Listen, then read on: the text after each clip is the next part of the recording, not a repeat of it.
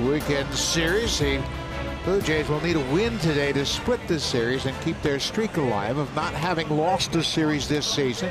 They split the previous 4-game series against the Yankees at Rogers Center, and John Gibbons probably enjoying this nice weather today. It is 16 degrees here at Yankee Stadium on a gorgeous Sunday afternoon. Take a look at the Blue Jays lineup. 13-7 so far. They're second to the front-running Boston Red Sox. Curtis Granderson, over his last 14 games, batting .351 with 5 extra base hits. And then down in that 6th spot, Kendrys Morales, since he's come off the DL, picked it up right where he left off. 3 for 9 with a double and RBI, and he scored a pair of runs. So the lineup starting to get a little bit healthier and a little more effective. They're going to have to be effective today because they get the ace of the Yankees once again, Luis Severino. 4 starts this season. He's 3-1 with a .263 earned run average. Just 24 years old. Won his last start versus Miami, 6 innings. Yeah, he gave up 1 hit, no runs, 8 punch-outs against the Marlins. This is the second time the Blue Jays are seeing him. Remember, they saw him on opening day when he gave up just 1 hit against the Blue Jays and pitching into the 6th inning. They have pitched or played well against him when he pitches here at Yankee Stadium. He's 0-2 here at Yankee Stadium with an ERA at 9. So I think the key for the Blue Jays today is make him get that slider over the plate. Well, the Yankees, the 2 sluggers are in the outfield. Stanton's in left, Judge is in right, Hicks is in center, and they got a new second baseman just called up from the minors. He got a standing ovation today when his name was announced that he was in the starting rotation. This is Gleyber Torres. He played second base on Friday and Saturday down in the minor leagues with thoughts of coming up here. Wednesday was the cutoff date for the time that they can control him for another year. So here he is making his major league debut. Curtis Granderson had the only hit against Severino in his first start this season. He takes a first pitch strike, and we are underway. Granderson, we mentioned his hot streak over his last 14 games, batting .351.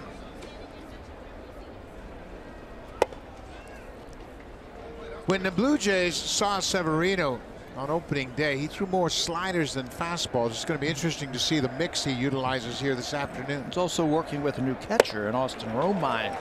Gary Sanchez is going to DH today. Romine did a good job yesterday catching Jordan Montgomery.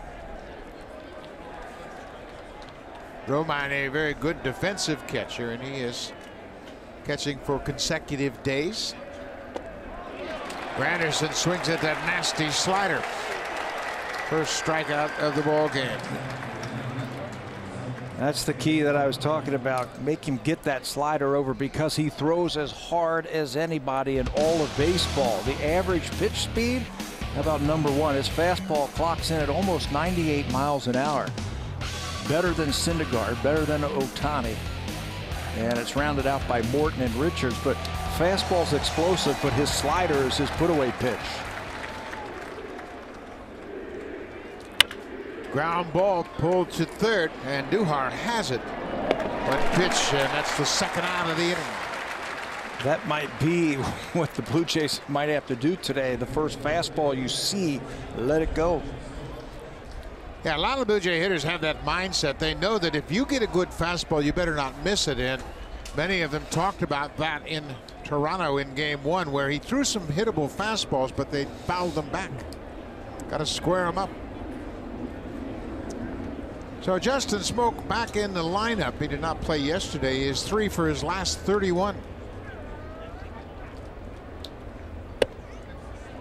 But you can bet the Blue Jay hitters are going to be anxious to get a good fastball early in the count and try to square it up. He throws so hard, and you got to respect that slider that he has. One other thing that he does so well, when you compare his first 4 starts from last year to his first 4 starts this year, they're almost identical. Last year, 33 strikeouts, just 4 walks in his first 4 starts. He's got 28 strikeouts and 8 walks this year in his 4 starts. And last pitch was a changeup. He doesn't throw many changeups.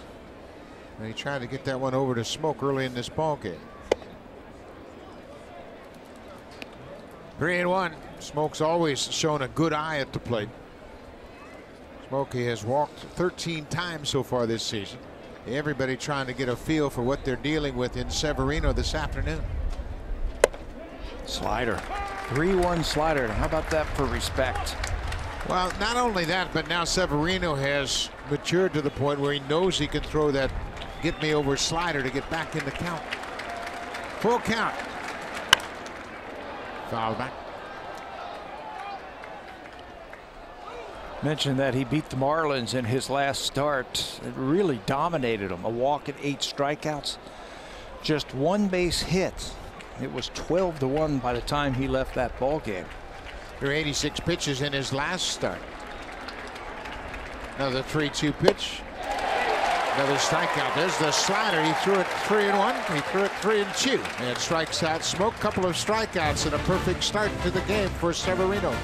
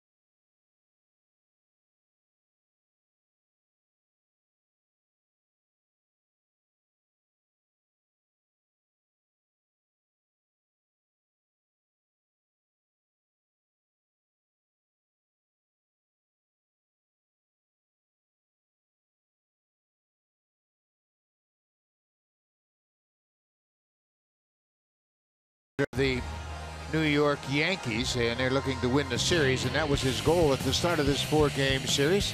The Yankees just a game over 500. They are in 3rd place behind the Blue Jays, and Giancarlo Stanton, well, he's put up good numbers against the Blue Jays starter Jaime Garcia, 7 for 12 with 3 home runs and 6 RBIs. And then down in the order, Miguel Andujar. His 5-game hit streak is unique. Not only is he 9 for 20, but he's had an extra base hit in each of those 5 games. Pretty impressive lineup today that Jaime Garcia will face. Making his 4th start of the season. Worked in game 1 of that doubleheader versus Kansas City. 5 innings, 3 earned runs allowed. He walked a batter and had 5 strikeouts. This is his first career start against the Yankees. He has now pitched and started versus 29 of the 30 major league teams. He has never faced his original club, the St. Louis Cardinals. And he won his last 2 starts for the first time since last July. Won his last time and won before that. So he's looking to go 3-0. Garcia worked to the switch hitter Aaron Hicks, who's leading off, and he goes after the first pitch. We saw that from Hicks yesterday. He's very aggressive early in the count. Yeah, yesterday he was picking on Marcus Stroman, hit a couple of weak ground balls against Marcus. This is a good hitting team that's starting, I think, to find its way. The Yankees. It's a big start for Garcia. Yeah, the Yankees got a great lineup, and they've gotten off to a bit of a slow start offensively, but they had a big game yesterday when they put up 9 runs, and that was featuring a 7-run 6th inning.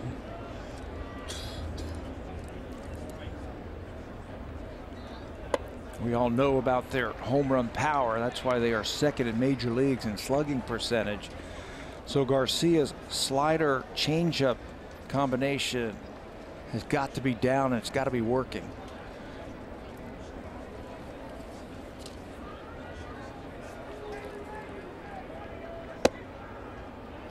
It's a breaking ball for a strike. It's 2 balls and 2 strikes. The leadoff man, Aaron Judge, waiting on deck. And Judge, as he's always done, has had a good series against the Blue Jays.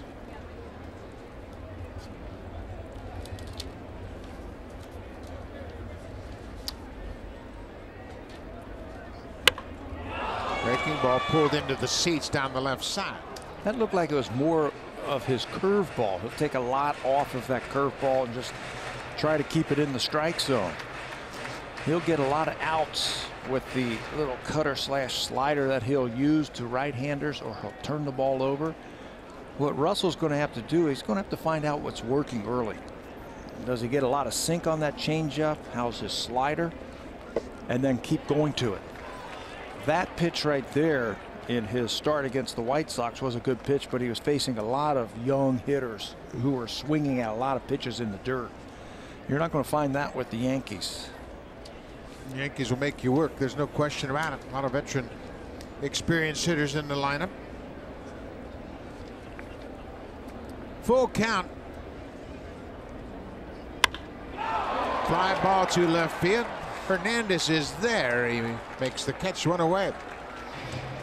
So that'll bring Aaron Judge to the plate. He's had a terrific series. Judge is 6 for 18 in his series, and that just continues the trend he's shown early in his career against the Jays. How about these numbers in 31 games in his career against the Blue Jays? He already has 12 home runs and 26 RBIs. Hit another home run yesterday on a 3-0 pitch down the left field line. He's got tremendous power to all fields. He's on quite a stretch. He's reached base in 25 consecutive home games, going all the way back to the 3rd of September. Garcia gets him to go after that first pitch. They mentioned Judge 6 for 18 on this homestand. 5 runs. He's hit 3 home runs, 2 against the Blue Jays in this series. And he scored at least 1 run in 12 of his last 15 games. You know what he didn't do yesterday? He didn't strike out. Blue Jays got him 3 times on Friday. Yesterday's game, he had no strikeouts. That's never a good sign if you're the opposition. Garcia gets ahead 0-2.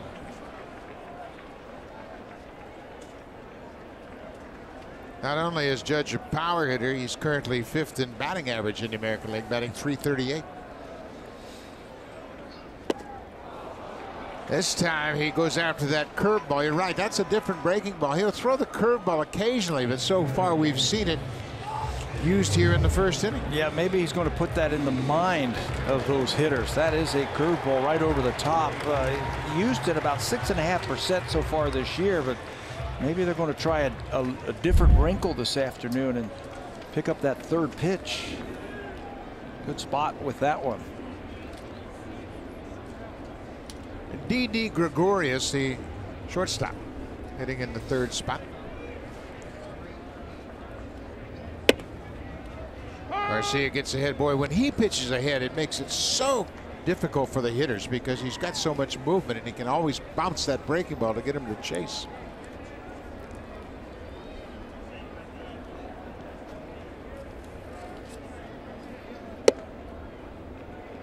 Inside with the heater. Ball and a strike. So you just have to work it out and get a feel for what's working today. Obviously, the curveball seems to be a factor already. The first 2 batters have seen him, but he can make that ball really sink. Drive to right. Granderson back. This one's gonna go. D.D. Gregorius. His 3rd home run on this homestand has given the Yankees a 1-0 lead.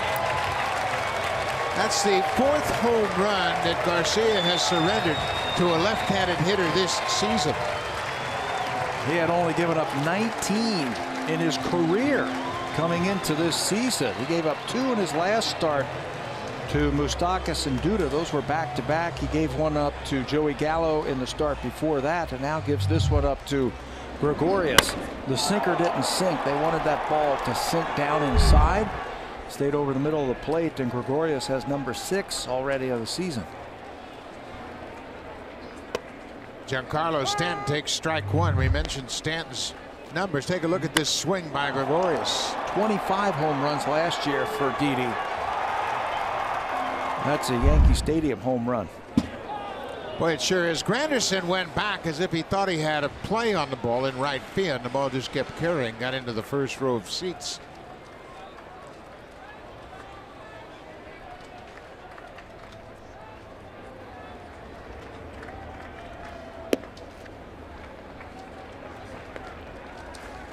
Stanton, we mentioned 7 for 12 against Garcia with a double and 3 home runs.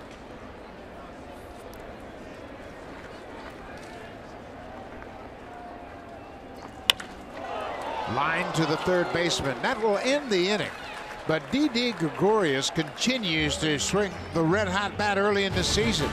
The home run for Gregorius, his 6th already this year.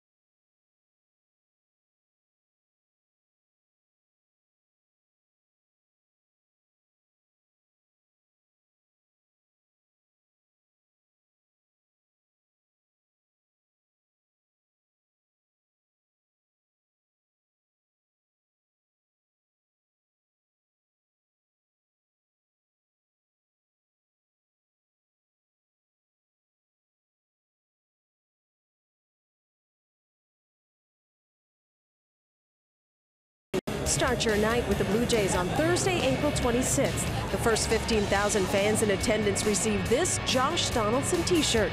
Then join us pregame in the WestJet flight deck for live music and entertainment. For tickets, visit BlueJays.com. Buck.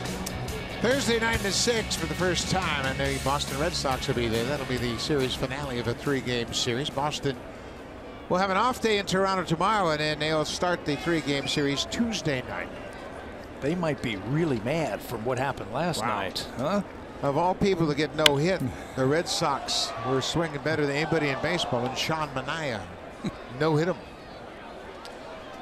Enevis Solarte, the Blue Jays' third baseman. Solarte batting .266 for the season.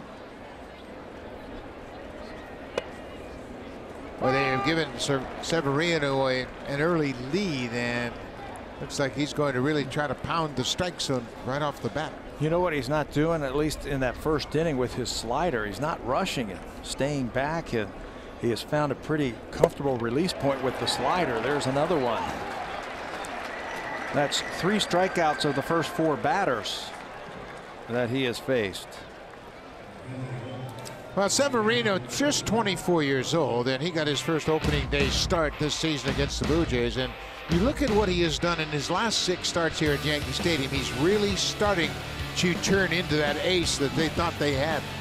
Yeah, Aaron Boone has said that. He said when he pitches, we're talking about Severino, we expect to win, and we expect him to pitch like an ace.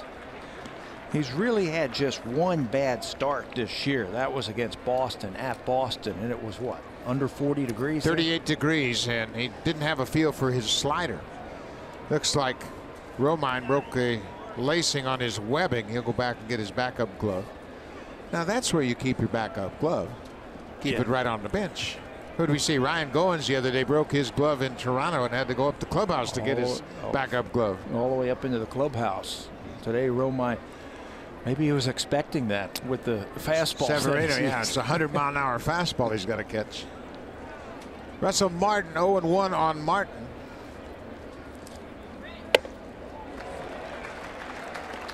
We mentioned the Blue Jays probably thinking about getting after that fastball. When he throws his slider, it's practically unhittable. So pick your poison, try to catch up with that heater. When he's got a good one, and so far he's had a good one. They classify it, the Blue Jay hitters, as it looks like a fastball coming in there. That's the whole idea of throwing a slider. Make it look like a fastball and then spin it off the plate. We mentioned only one hit surrendered by Severino the first time he faced the Blue Jays. Curtis Granderson had a 4th inning single. Fastball hit to short. Gregorius takes his time. 2 away. The Pitch Tracker is brought to you by Coors Light, official beer of Major League Baseball. Feels a little bit more like baseball here on this Sunday afternoon in New York. It's 16 degrees. It is gorgeous. And everybody was talking about it around the batting cage today, how nice it feels to be outside and get some sunshine. Here's Kendrys Morales. Morales 1 for 4 in the game yesterday. He is 3 for 9 since coming off the DL. He was activated on Friday.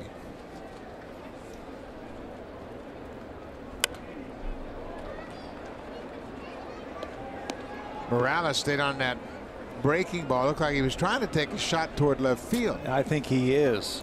You know, they play him in that shift. They've got one defender on the left side of the infield. That's Didi Gregorius. And he was taking a shot, hit the ball the other way. Notice that Severino, to the left-handed power hitters, he's trying to keep the ball away. Fastballs away and trying to backdoor that breaking ball. So not a bad idea. Early in the game, take a shot the other way. 1-2. There he tried to throw that slider a little too hard and it got away from him. And you can see he's upset by it.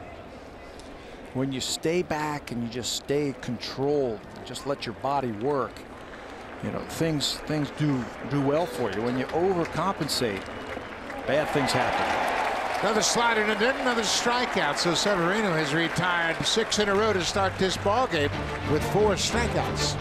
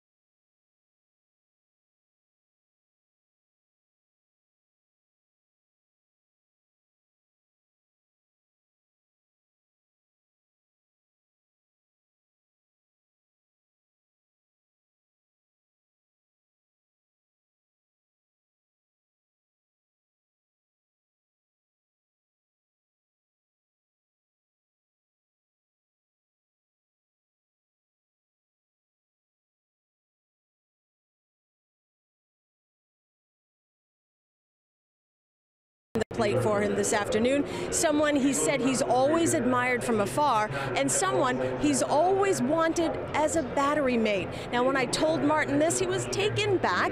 He said, you know, that is a huge compliment for me, because knowing Garcia and the kind of person he is, that's just huge. Garcia is the ultimate competitor, super professional, and wants to win at all costs. Quote, I want to perform and do well, but the feeling of winning trumps everything else, including anything I do personally. According to Martin, that's the kind of attitude and drive he believes he shares with Garcia. So hearing that means a great deal to him. On the field, Garcia doesn't have to have his best stuff. He's going to grind it out and compete, Buck. No matter what count you're in, Martin tells me it's going to be hard to hit him because his stuff has great movement. Well, it sure does, and no matter what it is, if it's a fastball, a changeup, breaking ball, they all have dramatic movement, and Russell has talked about how challenging it is to catch Garcia. Try hitting him. If you can't catch it, try hitting the baseball, squaring it up. Blue Jays have had success against Gary Sanchez, the first batter for the Yankees. Sanchez has been swinging the bat much better of late, 10 for his last 30 with a couple of home runs. But you can see his average still under 200 for the season. They've had success by elevating the fastball against him. First 2 game series, had 5 strikeouts over his last 5 games versus the Jays. Fastballs up and fastballs in, but don't miss. Got excellent power. Carino.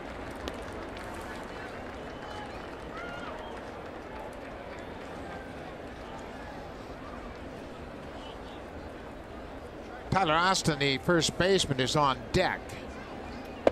A 4-pitch walk to Sanchez. So the Yankees start the bottom of the second.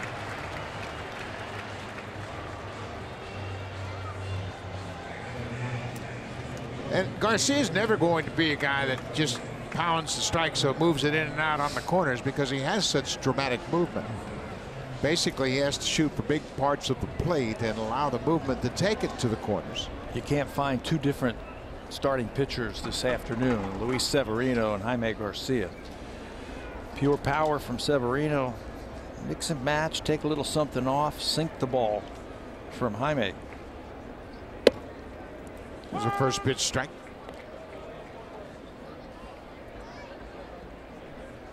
Part of a catcher's responsibility on a day like this, catching Garcia, is to give a heads up to the umpire. Stay on these balls because they move. A ball that might be off the plate before it gets to home will come back in and catch the corner. So you just give the umpire a heads up. Hey, stick with me now. This guy's got great movement. And it'll be interesting to watch Russell where he sets up, I think. Because he's got so much movement, you're not really sure where the ball's going. It might be better to just set up in the middle of the plate and let the ball move to the corners. Austin got a piece of it to stay alive.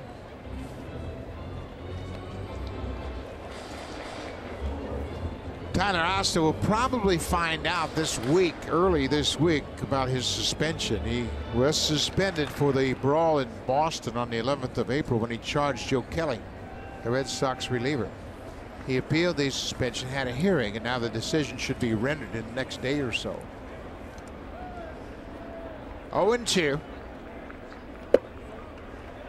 Ball in the dirt. Lourdes Gurriel Jr. is playing shortstop behind Jaime Garcia. It's the first time he has started at shortstop, but he has played shortstop in the past. Last year he made 28 starts between A-ball and Double-A, his first professional season. And a day off today for Aledmys Diaz, so they wanted to see Gurriel at shortstop. And when Garcia's right, he's got a lot of right-handed batters to hit ground balls to the left side. This time he gets a strikeout. He elevated that fastball there, and Austin strikes out. Strikeout number 2 for Garcia. We've seen him cut that fastball in on right-handers, that little slider in. So a lot of ground balls to the left side of the infield. This time he's going to elevate against Austin, who is a free swinger. And he's got some power, but he puts it in a good spot. You see how it ties up his hands? He just couldn't extend through the baseball. So this is the third baseman, Miguel Andujar. Andujar has had a 5-game stretch where he's had an extra base hit in 5 straight games.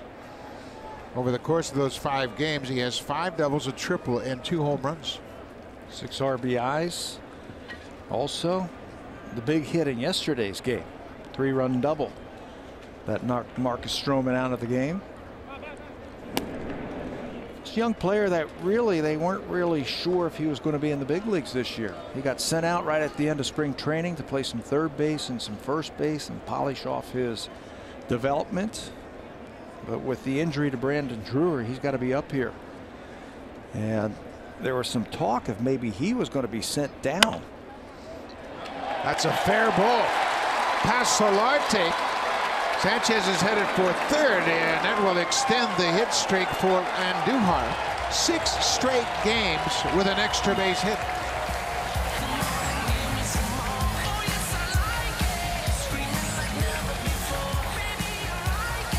Next up for the Yankees, batting eighth in the order, the second baseman, number 25, Gleyber Torres, number 25.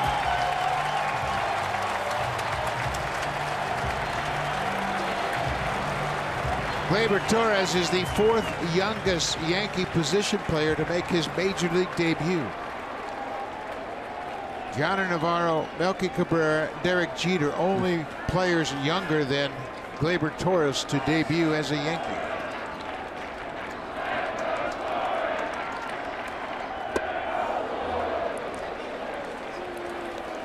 Torres, 21 years old and 130 days. Got off to a great start in AAA. He uses the whole field when he hits. Scouting report on him. He doesn't miss pitches that he should hit. He can hit velocity, can hit fastballs. That's the first thing you try to find out when a new kid, can he hit major league fastball? But now I think with a couple of runners in scoring position, he needs a strikeout. Garcia's gone to a couple of breaking balls. Scouting report on him also is he will chase good breaking balls out of the strike zone. Laid off that breaking ball. Gary Sanchez is at third. He doubled, and then after the strikeout, Andujar doubled. Sanchez walked, he walked to lead the inning off, and then went first to third on the Andujar double.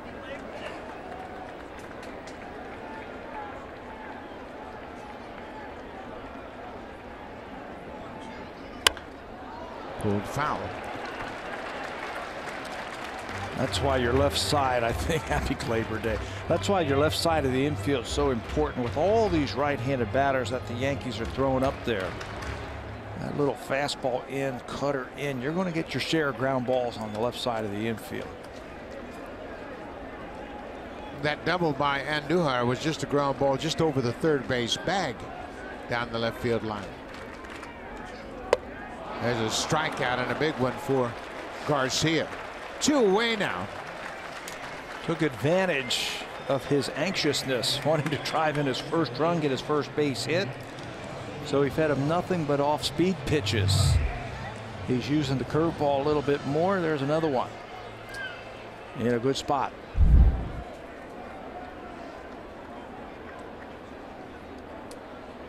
Number 9 hitter Austin Romine. We mentioned he's playing for the second straight day in this series. The Yankees have gotten a lot of production out of their number 9 spot in the lineup. As a team, they've hit .292 with 9 extra base hits. A lot of that has to do with Ronald Torres, who has done a terrific job in this series swinging the bat. But that's great production for the number 9 hitter. And not playing today is Torres. Another reason you hit Judge in that number 2 hole. If your 9 guy gets on a lot and your leadoff guy, he's coming up all the time with runners on base. Ball and a strike to Austin Romine. He's batting .286 for the season.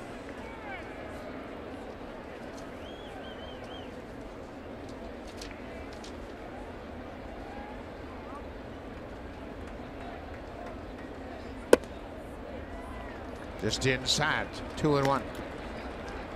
These are tough days, I think, for outfielders when there's fly balls, especially the center field Sundays. There's no clouds in the sky. Anything up into the air is going to be a battle, I think, today, especially in center field.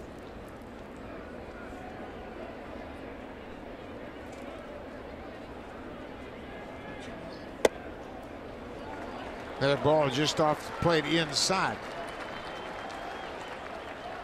There's a brilliant sun that the outfielders especially have to deal with on those high fly balls. Yeah, we've played plenty games here where the outfielders, center field, left field, have to deal with that sun.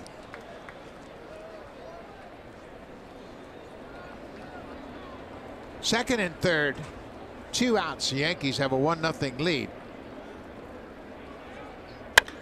Fly ball to right. Granderson is not going to get it. That's going to score 2. Romine is headed for second. Here's the throw. He slides in safely. They talked about the production of that number 9 spot in the Yankee lineup. That's their 10th extra base hit from the number 9 hitter. Leadoff walk comes around again for the Yankees. And it took a 2-out hit by Romine. Slider that he slices down the right field line. Stays on that one. Line drive that slices away from Granderson's going to cash 2 for the Yankees. They came into this game scoring a lot of runs, third most in the major leagues. Offense hasn't been a problem this year for New York. 3-0 for Romine. RBIs 5 and 6 for the season, and that'll turn the lineup over. The ball in the dirt. Hicks lined out to the left field. There is only time up. Well, you're right. You're starting to see the Yankee lineup show its true colors. Everybody showing the balance, the approach. Veteran hitters, patient, working the count, taking what the pitcher gives them. You're always worried about the middle from like 2 to about 5. And then everybody else is starting to contribute, and you still have to deal with the middle of that lineup. I think Russell got crossed up, and with that, he's going to go out and talk to Garcia. Russell kind of swatted at that ball, thinking it was going to be a breaking ball. Watch how he reacts to this pitch. Like a hockey goalie behind there. Drop to a knee and block that ball any way you can.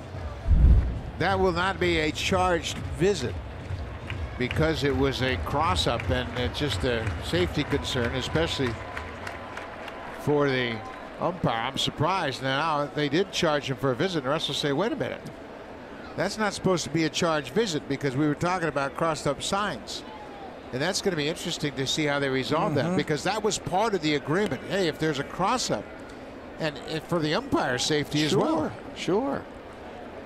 Russell, it looked like he talked to the umpire at the beginning and got the okay to go out there to talk about it, but right at the last second he turned around and signaled at the mound visit. Todd Woodring is the home plate umpire this afternoon.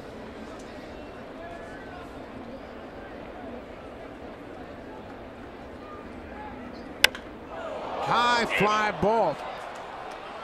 Gurriel going out. The shortstop near the foul line makes the catch. So Hicks is retired. The Yankees scored 2 runs on a walk and 2 doubles, and they've taken a 3-0 lead.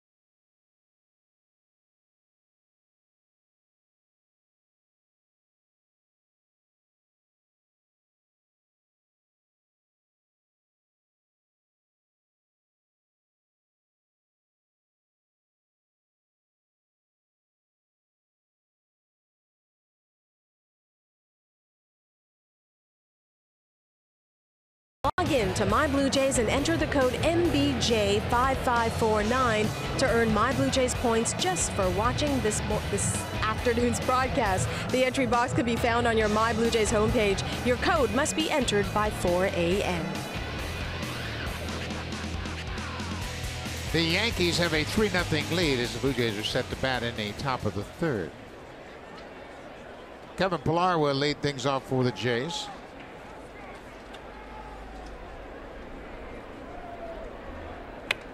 He goes after that fastball.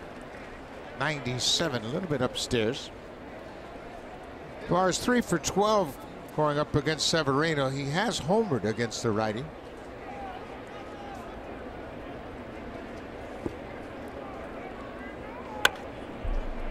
Same spot, same result. Yeah, those are by design, I think, for Severino. If he starts mastering elevating his fastball and then going back down, he's going to be really tough. I think he had that on his mind, that he wanted to go upstairs with those fastballs. Yep, one more time. Well, you mentioned the difference between Severino and Garcia, how Severino can hit his spots with a very good fastball. All three of those pitches are exactly where he wanted to throw them. You would think this is going to be a slider. We'll watch the catcher. Yeah. Slider in the dirt. Tried to guide it out there. Remember last year, before the season started, we were talking in spring training with Joe Girardi, and he kept saying, we were asking him about Severino. He said, how can we give up on this guy? Everybody wanted to put him in the bullpen. He says, how can we give up on this guy, this great arm? Ground ball through the middle of the diamond for a base hit for Pilar. First base runner for the Blue Jays as Pilar gets a single with 2 strikes against Severino. Why would you not want to try and see what you have when you've got this type of talent? Devin Travis will come to the plate, and Travis has had quite an adventure early in the season, including this on Thursday. That ball went right off the top of his foot, and I got a chance to talk to him today, and he was showing me where the seam marks were still in his foot. He said, when I got to first base, my whole foot went numb. I couldn't feel my foot. I had to walk it off. I hit a nerve right on the top of my foot there, right where the ankle and the foot meet. Hit the nerve there, and it just shut down everything in my leg. Says I couldn't walk, couldn't feel my foot. I asked Devin what he planned on doing against Severino. He said, I think the key to hitting Severino is don't miss the fastball. If you get a fastball for a strike, you can't foul it back because his slider is so good.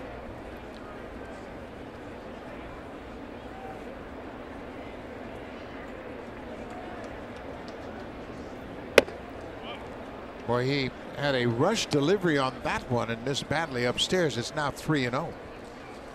Just keep this in mind as far as Severino goes.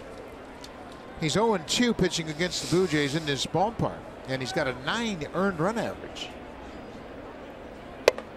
He's had his problems against the Blue Jays here. That's 2 starts and 1 relief appearance against the Jays here. For his career, he's 1-3, and that only win came on opening day. There's a fastball fouled back. Again, an elevated fastball by Severino. And you talk about Joe Girardi and how confident the former manager was in Severino's development. This is where he has learned he can throw a slider on a 3-2 pitch and still be effective. He went fastball and he missed. Now the first 2 reach here in the third against Severino. Pilar singled the center. Now Travis walks. And anytime you've got a pitcher who throws this hard but can command the strike zone, that's just his 9th walk of the season. I mean, you've got something special. Lourdes Gurriel Jr. playing in his 3rd big league game. The Yankees are playing a double play depth. Breaking ball for a strike. I asked Gibby about that first at bat yesterday. If you remember, there were first 2 runners on base just like this day, and he tried to shoot a ball to right field. It ended up being a force out, 4-6. And I asked Gibby, I said, do you think he was trying to shoot the hole on the right side? He goes, he surely did. He noticed that the first baseman was in yesterday and tried to shoot it to right field. His fastball backs him off the plate. This at bat, the first baseman Austin is back. Popped up down the right field foul line into foul territory and over the screen, out of play. There aren't too many young hitters who can come up and in their 2nd major league at bat be aware of what's going on and what they're trying to do to him and try to take advantage of it like he did yesterday. That was impressive. Gurriel has a lot of international experience. You can see his minor league numbers. He had hamstring issues last year, which really limited his development.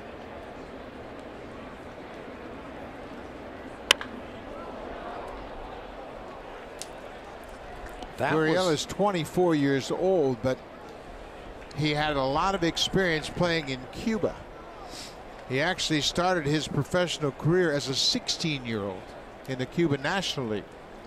You mentioned the injuries last year. That was coming off a year where he really didn't play baseball, games of baseball. He practiced a lot, but missed a year when he was traveling between Haiti and Panama. When Gurriel played that first season in 2010-2011, he was almost 10 years younger than the average player. Hits this ball to left. It's going to hang up for Stanton. Pilar will go back and tag at second, but he can't go anywhere. 1 out. Let's check in with Jamie Campbell.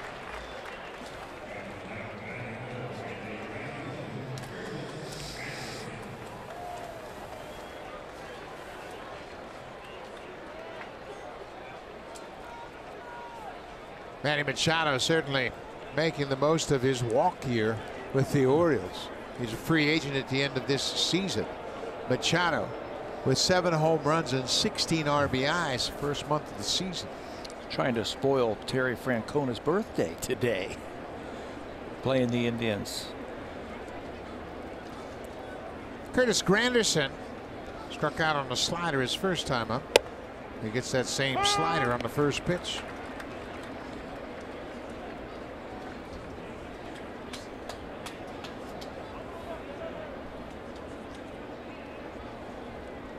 Blue Jays have had opportunities throughout this 4-game series, but haven't been able to capitalize as often as they would like. In yesterday's game, they lost 9-1, but they had base runners on in just 3 innings. Left the bases loaded in the 3rd.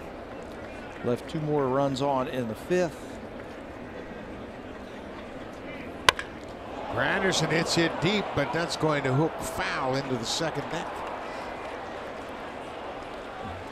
The Blue Jays have done a great job as they have had several come from behind wins. They have 8 such wins. Only the Mets and Phillies have more. The Red Sox also have 8 come from behind wins, and the Blue Jays will see Boston on Tuesday night at Rogers Center.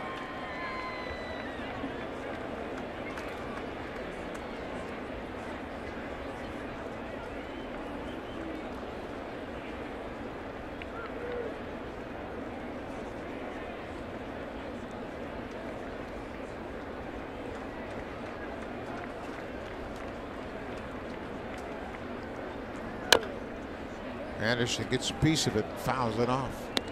Curtis obviously knows this ballpark very well. He played 4 seasons with the Yankees, and as a Yankee, hit 115 home runs.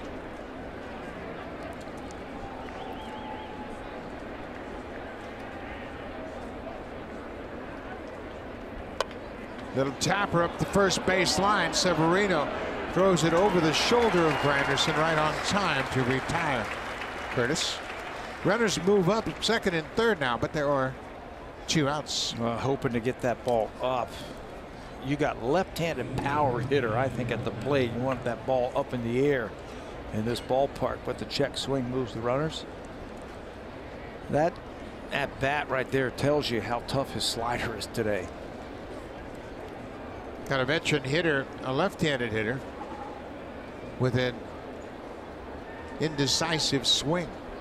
So Granderson's out 1-3, and Teoscar Hernandez will hit.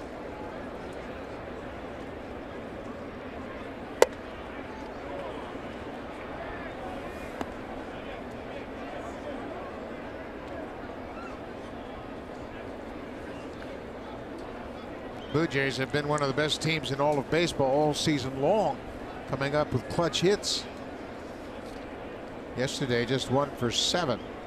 2 for 14 on Thursday night against the Yankees.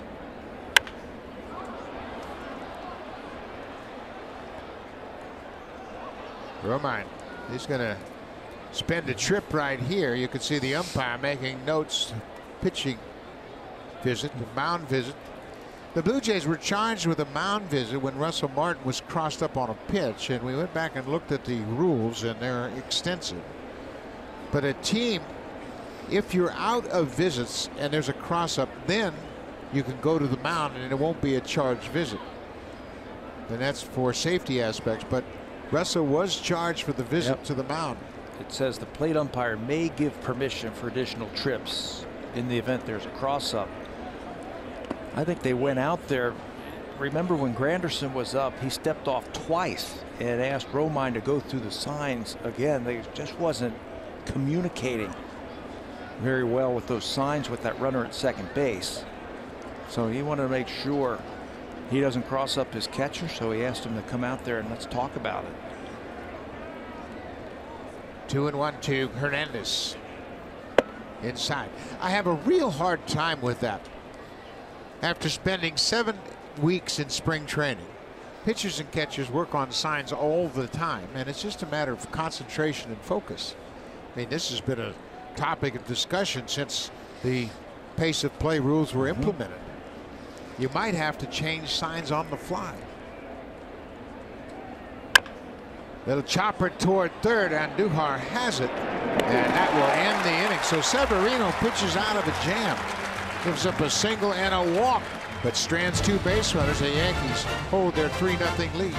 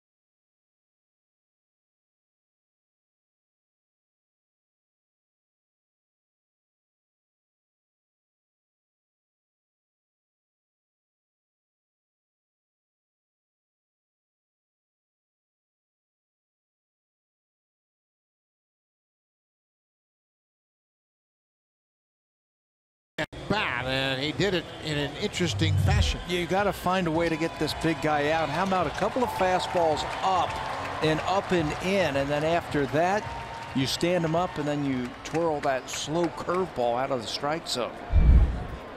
I think we might see that until Aaron Judge makes that change himself. He has to make that adjustment. Fastballs up and in, so he can't get to it.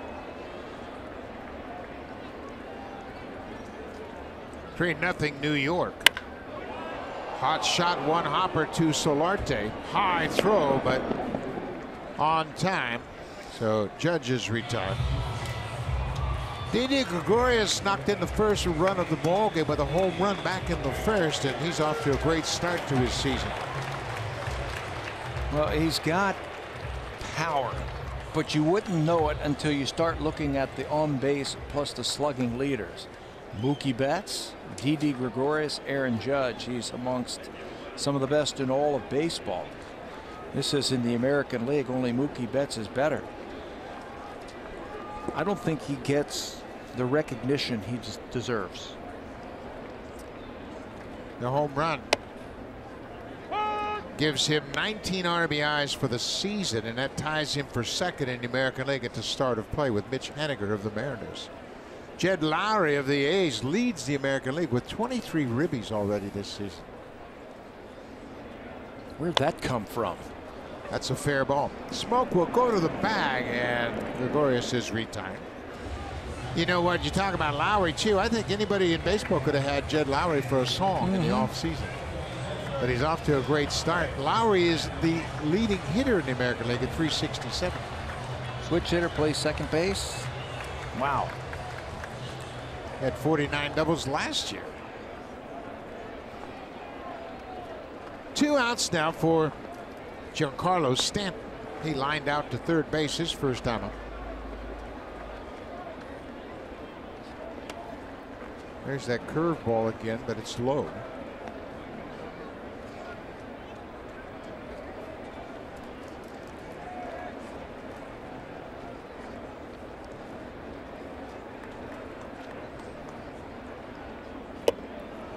Big swing and a miss. Stanton on this homestand is 2 for 19. Just a matter of time, I think, that he's going to get it together. Pulls that one on the ground. Solarte cuts in front of Gurriel and throws him out. Good inning for Garcia. 3 up, 3 down into third. The Blue Jays need to get something going against the tough right-hander, Luis Severino.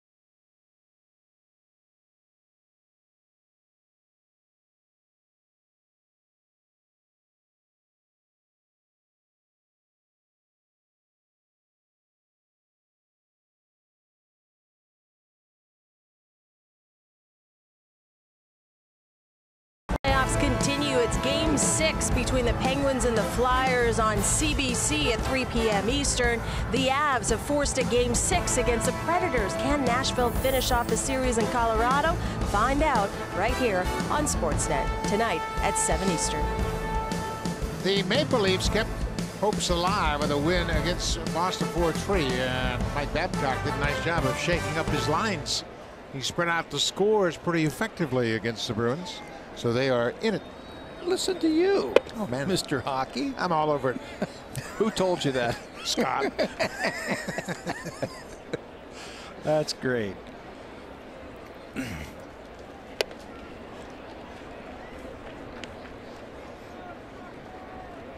Justin Smoke trying to get things going. He is now 3 for his last 32 after striking out in the first.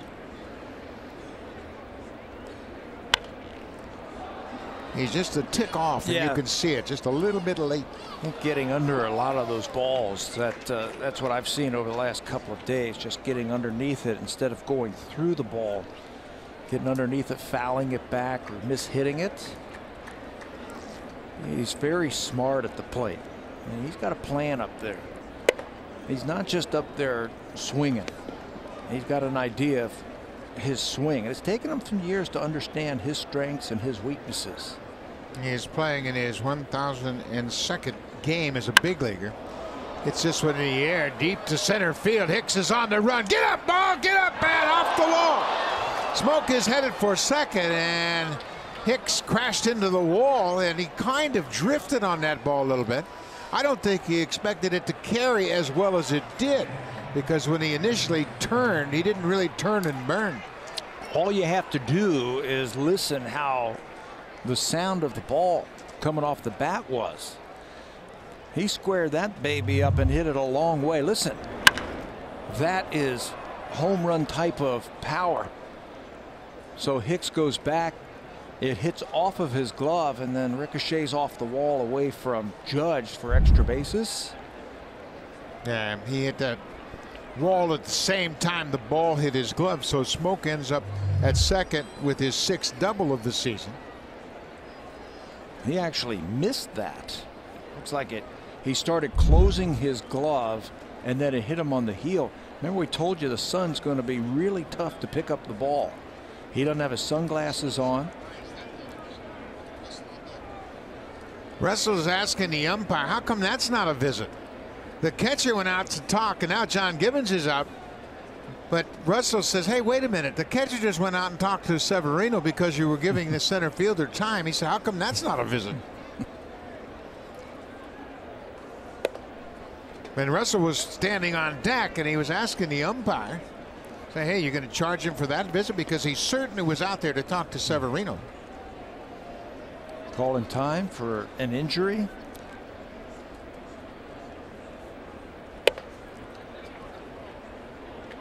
Solarte, he struck out on a breaking ball his first time up. He has the count in his favor now, 2-0. And he has done a lot of damage in these fastball counts this year.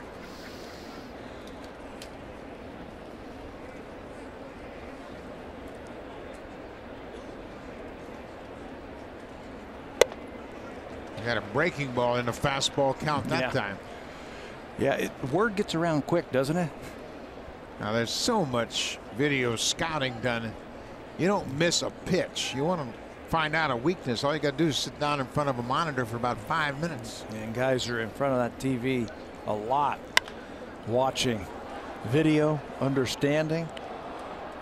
And like I said, in fastball counts, he has really turned on a lot of fastballs, so they're not giving him one.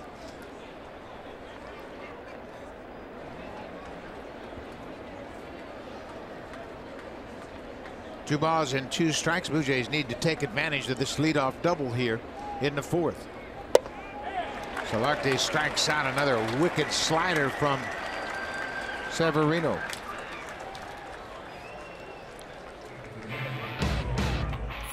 Hit a home run with any project this season. Home Hardware, proud sponsor of the Toronto Blue Jays.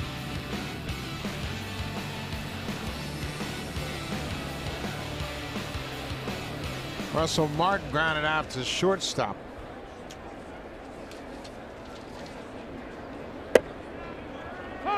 Severino's really got confidence in that slider. I think he's only overthrown 1 slider today, and that was a ball that got away from him, but everything else has been very timely. He's got great rhythm and tempo. Coming into this game, opponents hitting just 139 with 17 strikeouts against his slider. And right-handers haven't had a lot of luck against him either. And that really shows you what that slider can do. It only given up 8 hits all year coming into this game to right-handed batters.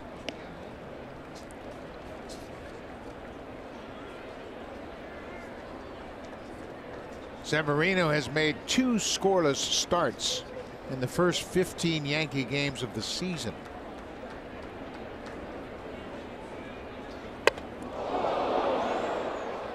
That is a very effective pitch if you're trying to hang in there against the slider.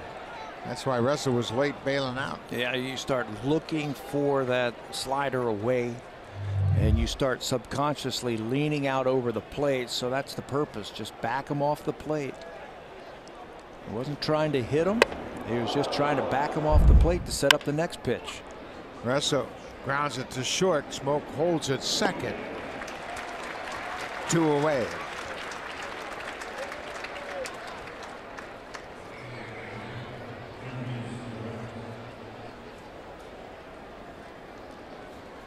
So much of the Blue Jays offense is built on the home run.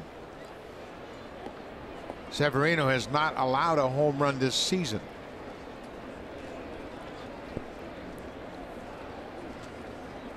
He has now thrown 27 2/3 innings without surrendering a long ball.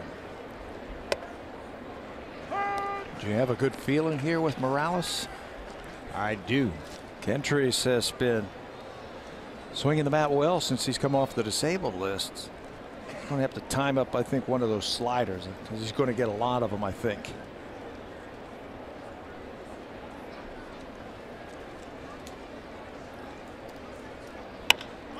Popped it up left side of the infield. Gregorius calls for it. The shortstop makes the catch in shallow left field. The Blue Jays waste a leadoff double by Justin Smoke. They never move him past second.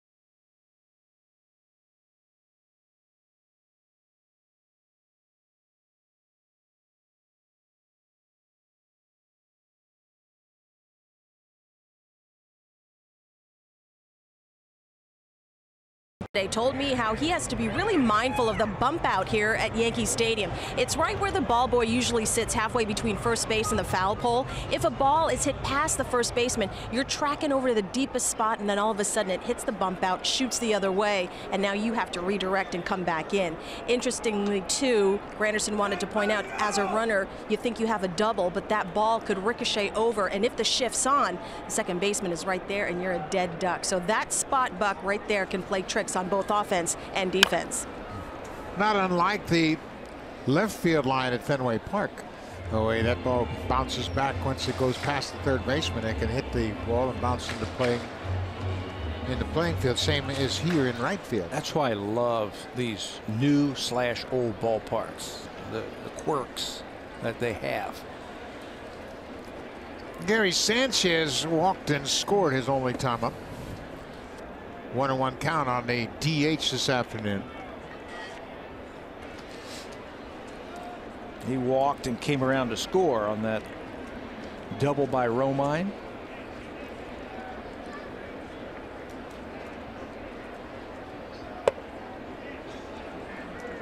Two and one. Yankees scored one in the first on the solo home run by Didi Gregorius, and then Austin Romine, the catcher, had a 2-run double down the right field line. He is sitting dead red a lot. Gary Sanchez. He's looking for something on the inner half that he can pull to left field. That's why you're seeing a lot of off-speed pitches to throw off his timing. Got his fastball but missed it. Now it's a full count.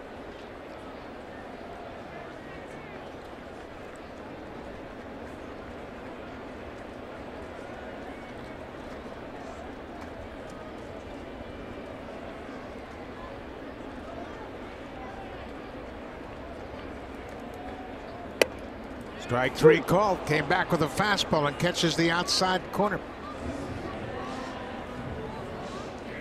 4 strikeouts for Garcia. You can just see that he's trying to get something inner half. You see that front foot really go down ferociously, and he's trying to open up and pull the ball to left field, so they cross him up and throw the ball away. Good idea to stay away from his power.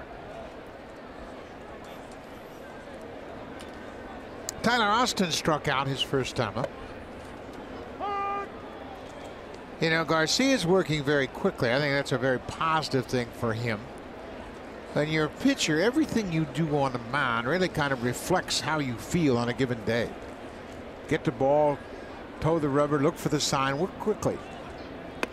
It sends a very positive message to the hitters saying, man, this guy feels pretty good about what he's throwing today. You got to find out, because he's got a lot of good pitches that move all over the place, what's working that day. I think he's put it in his mind his curveball's pretty good. He's used it very effectively here through 3 1/3 innings.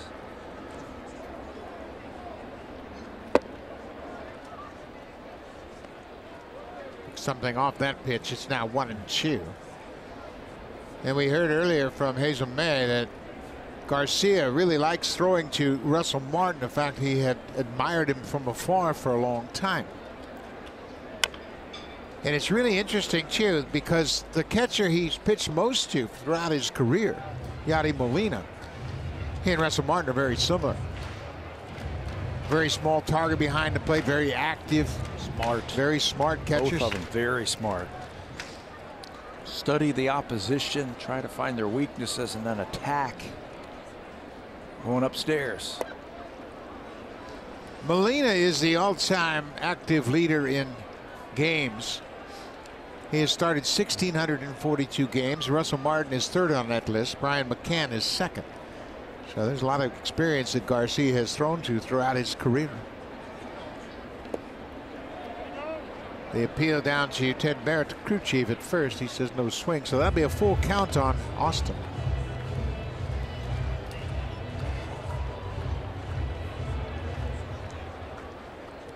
Miguel Andujar is waiting on deck, and he's swinging a great bat right now.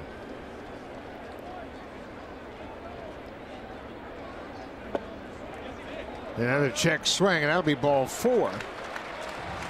Austin draws the 1-out walk.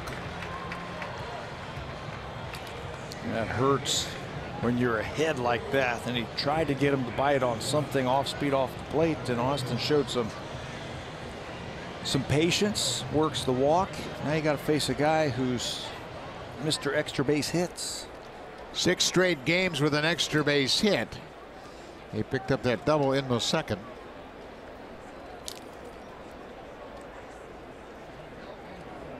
Andujar is 23 years old. Everybody was considering the Yankees of 2017 as in a rebuilding mode.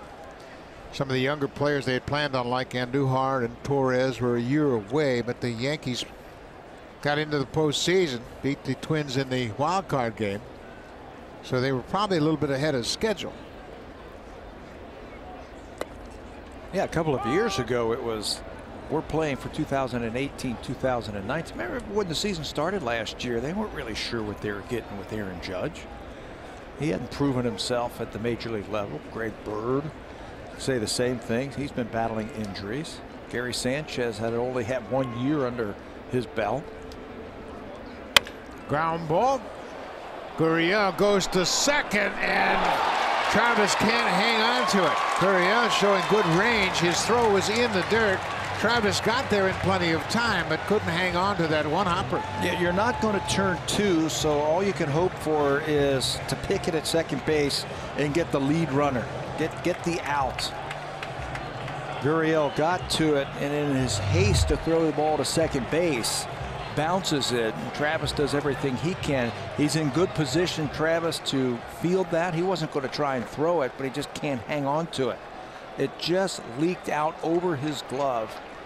He's got it, and he can't caress it. It leaks out. That's unfortunate. That would have been a heck of a play. Gleyber Torres, the rookie, struck out in his first big league at bat. We mentioned Andujar is 23. Torres, 21 years old. So these two project to be everyday players. Very talented. They weren't real sure. They thought Torres was going to come up and play third base, but Andujar has been swinging the hot bat. So they bring Torres up and put him at second base, where they haven't gotten a lot of production this year. Tyler Wade was optioned to AAA. He was just 3 for 35. He was playing a lot of second along with Neil Walker when Walker wasn't playing first, and they just react to what they see. They gave Wade plenty of time to secure that job, and I know Aaron Boone was a big fan of Wade. Big fan. Spring training. Loved him coming out of spring training. Breaking ball, they check, and the appeal denied. So it's 2 balls and a strike to the rookie Gleyber Torres. Torres hit .347 in AAA. He had 3 doubles, a triple, a home run, and he drove in 11. They got him from the Cubs for Aroldis Chapman, one of the young players that they got from the Cubs in the Chapman trade, and they've been waiting for him.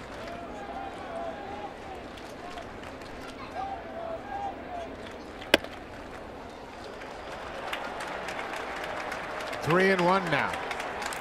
Torres batting in the 8th spot in the lineup.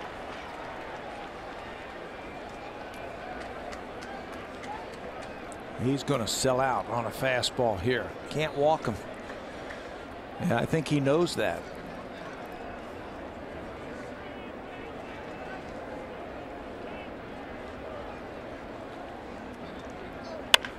Ground ball. Solarte at third. Second for 1, back to first, double play. So Garcia, it's a much needed double play to get him out of the 4th inning. Gleyber Torres hits into the 5-4-3 double play. So we'll go to the 5th. Yankees lead it 3-0. Now time for Blue Jays Central Update. Here's Jamie Campbell with Joe Siddall from the Samsung broadcast studio.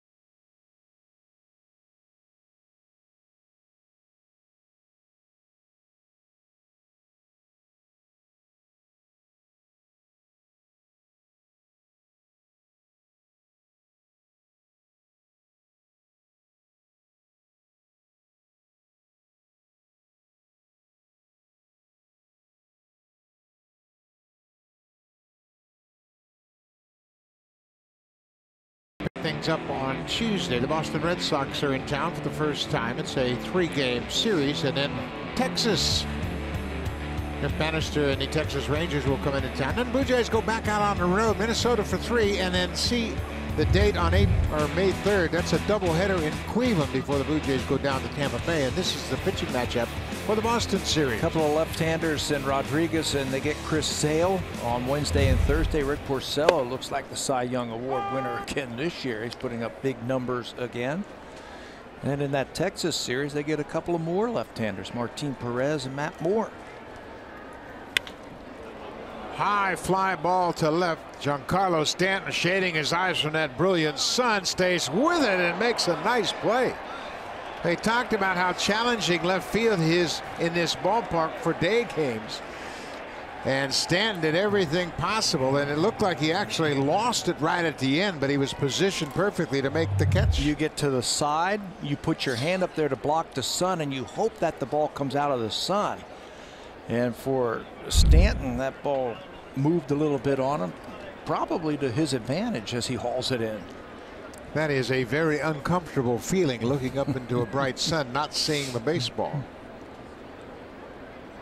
I'll tell you what's uncomfortable is playing left field like that, not finding the baseball, putting your hands up and having the ball hit you. That's now that's very uncomfortable. That's uncomfortable, and I speak from experience. Where did that happen to you? Where else? In Oakland. Oh, yeah. The worst sun field in all of baseball in Oakland, late in the year. So I know exactly what Stant was feeling right there. You just battle and hope that that thing comes out of the sun.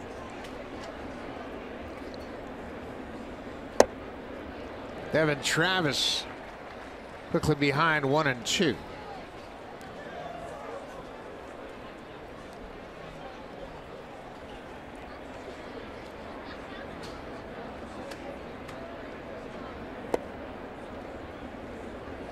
The Blue Jays have not lost consecutive games since the first 2 games of the season. They lost the 2 games to open the 4-game series to New York, and they have not lost consecutive games since.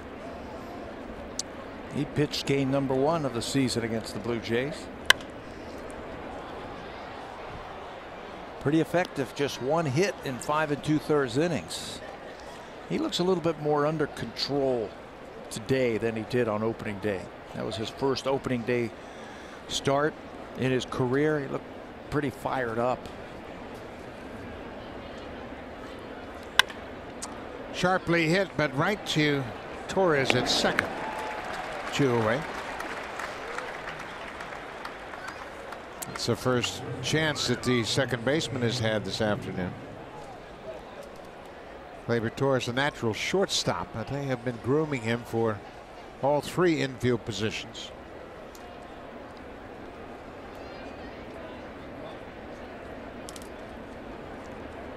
Number 9 hitter is Lourdes Gurriel Jr. He got his first look at the Severino slider his first time up. He doesn't look intimidated at all. Swinging a drive to left, Stanton back, he gets turned around, and oh, what a nice catch. Giancarlo Stanton did a terrific job in left field. That ball was smoked, headed to the wall. Stanton's making his 9th start in left field. He had both ends of the spectrum in this inning. A high pop-up that was in the sun, and then this line drive. He makes a nice running catch just before he runs into the scoreboard. Stanton saves extra bases for Severino. That ends the inning.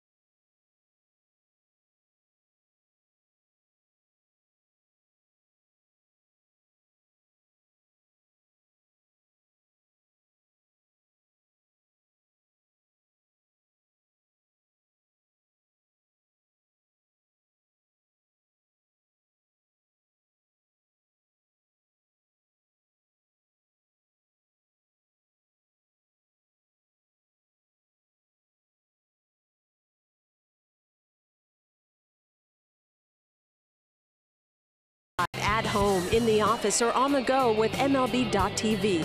Your subscription includes MLB At Bat Premium, allowing you to watch live baseball on your favorite supported devices. Blackout and other restrictions apply. Visit MLB.tv for details.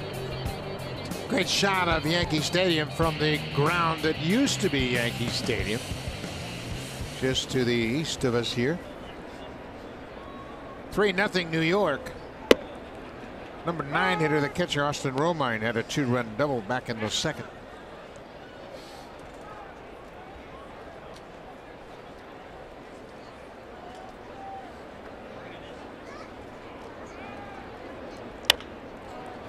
Popped up into shallow right. Granderson coming in. He calls for it and makes the catch.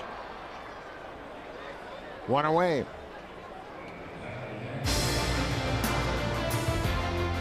The 2018 Civic. When it leads off, it leads for good. Honda, proud fan since 1977 and the official vehicle of the Toronto Blue Jays.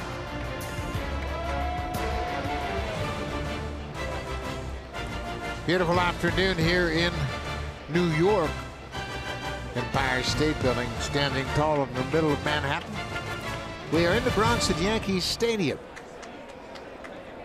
The Blue Jays won't come back here to New York until August. In an unusual schedule. When the Texas Rangers come to Rogers Center on this next homestand, it'll be the last time we see Texas all year long. That's it. Think about that. Before April is over, we'll be done with one team. Aaron Hicks. He takes a strike.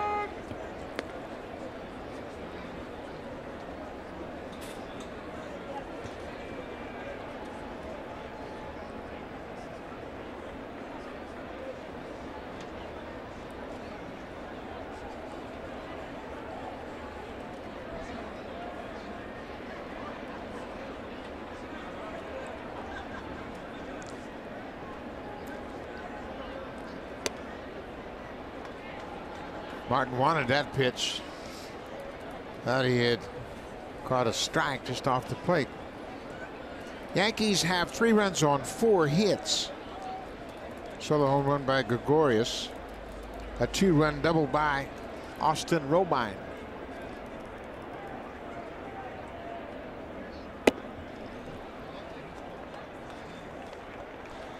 You know, Buck, when you've got a young shortstop playing in his first major league shortstop, he's really anchoring to this guy right there. That's Louis Rivera on the top step. He's not taking his eyes off of his young shortstop, positioning basically on every pitch. Ground ball to Gurriel. No problem at all. And there you go. You know, he's watching him in the count. He's moving him in and back and left and right. You've got so many different type of hitters on the Yankees. Got a young guy playing his first big league game at shortstop, Louis Rivera. Very happy what he's seen so far. Yeah, Louis does a terrific job with all the infielders, and he's improved several of their mechanical issues going back to spring training. He wasn't really sure about Gurriel when he saw him last year, but boy, was he impressed with the difference from one year to the next this spring training. He's putting in the time and he's putting in the effort and getting better. You gotta like what you see from him. First pitch strike to Aaron Judge. He's 0 for 2 so far. He struck out on a curveball in the first, grounded out to third in the third.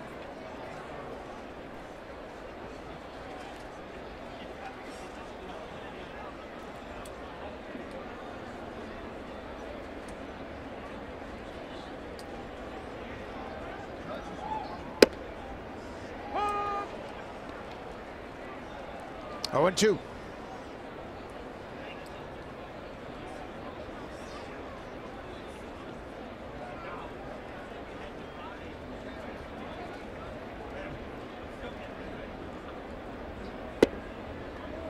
He almost got him to chase that pitch. Hey, he shows a lot of patience at the plate, doesn't he?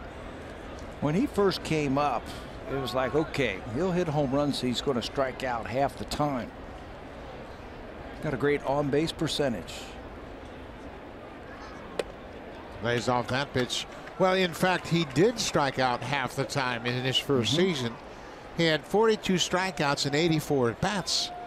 And then the next year, boy, a dramatic improvement. Obviously, he was Rookie of the Year, finished second in the MVP voting, an All-Star and a Silver Slugger. Would you call him a free swinger? I wouldn't. No. I think he's got a great plan at the plate. Under control on every swing. Well, he started play this afternoon batting .338. He's also leading the league in on-base percentage as a result of the 17 walks he's drawn. He leads the league in walks. 17 walks and 22 strikeouts. I think if you can keep it at 1-1, you're going to have a pretty good season. 2-2 pitch. Away.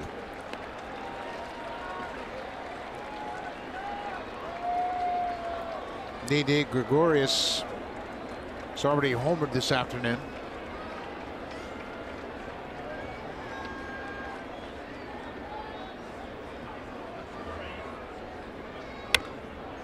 Throw him a breaking ball.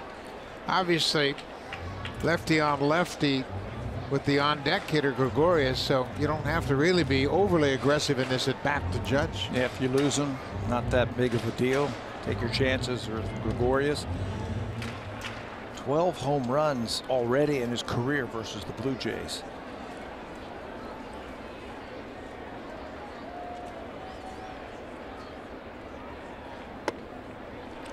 He draws another walk.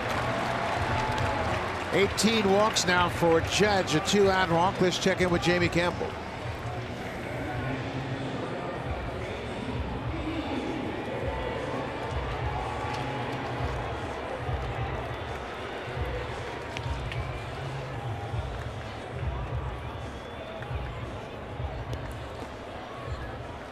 Didi Gregorius will step in the box with 2 outs and a runner at first.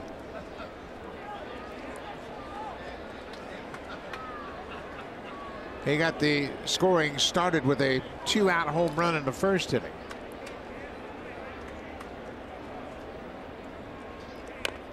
Check swing foul at the plate.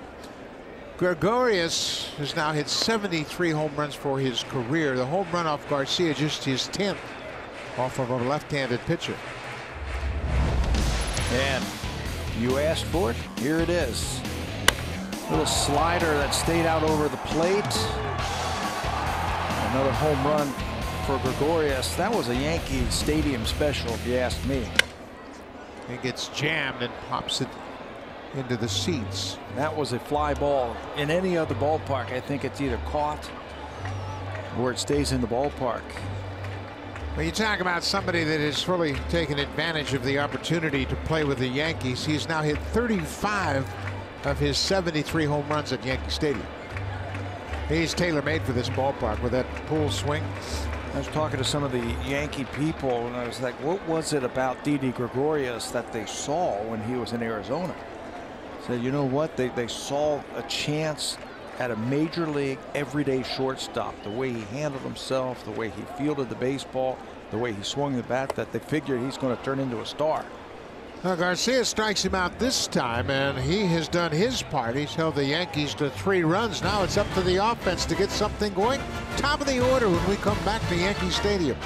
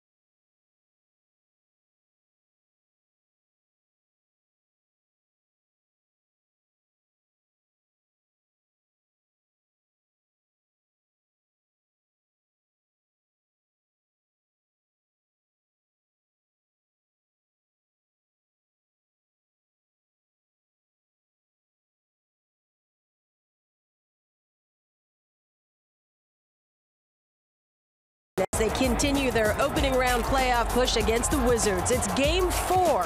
Catch all the action today on Sportsnet 1 at 5:30 Eastern, 2:30 Pacific time. Now we want to wish the Raptors good luck as well. As we mentioned, the Leafs have extended the first round matchup against the Bruins. Luis Severino been tough again for the Blue Jays. Just 2 hits through 5 innings. Curtis Granderson takes the first pitch strike. Mentioned that he pitched against the Blue Jays on opening day. He pitched 5 2/3 innings, but he just wasn't as sharp as he is today. He threw 91 pitches in that game. They made him work. He didn't have the slider that he has today. So a little bit more efficient. Granderson had the only hit in that outing. Had a 4th inning single. And remember, that's when Severino threw the ball away at first base on a pickoff attempt. 3-1. That looked like it might have been a changeup.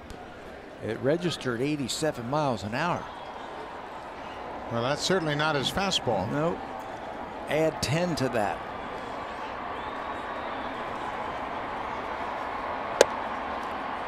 See, that's what makes him so tough right there. He gets himself into a fastball count by missing, but he comes back with that slider, and he throws it so much under control. He can constantly throw it in the strike zone. And now Granderson strikes out. 1 away.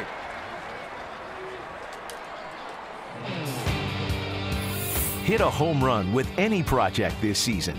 Home Hardware, proud sponsor of the Toronto Blue Jays.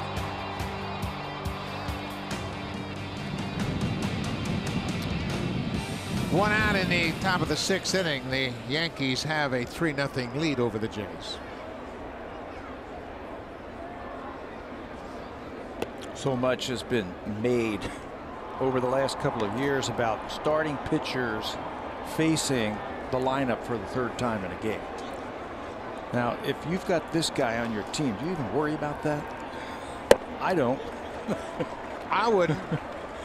My eyes are telling me his stuff's as good now as it was in the 1st inning. Yeah, and you know what? I think that's the one thing. What's the eye test tell you? The eye tests tell you the Blue Jays hitters haven't had a chance to this point. So why would you change? And you know what? Managers, when you watch a starting pitcher, you know what he's doing. You never know what that next guy's going to do. Yeah, I don't care how good your bullpen is. You got to pass the eye test, and you got to be able to see what you're seeing. This guy's, he's not slowing down at all. I think there's a trend going on early this season that starters are beginning to pitch a little bit deeper into games. Yesterday there were 9 starts of 7 innings or more. Of course, the leader was Sean Manaea, who threw a no-hitter against Boston, but Mike Clevenger threw a 2-hitter over 9 innings against the Orioles in Baltimore. High fly ball to left. Stanton is back. Get up, ball. Get up, ball. Stanton shading his eyes. This one is gone. Teoscar Hernandez with his 3rd home run of the season, his 2nd home run of the series. That's the 1st home run allowed this season by Luis Severino. And he had been eating up right-handed hitters all season long, but Teoscar shows you, hey, I can stay in there on a breaking ball. He's had a couple of ground outs to the 3rd baseman, and Severino with 2 strikes tried to throw that breaking ball by him, and he stayed back. What an improved hitter Hernandez has become. He homered off Sonny Gray here on Friday night. That snapped Sonny Gray's stretch of not surrendering a home run. He does the same here against Severino. Stayed right with that slider, and he knew he got it. What a picture perfect swing that was. Balance and power. Justin Smoke. He doubled over the center fielder's glove his last time up. That was a leadoff double in the 4th.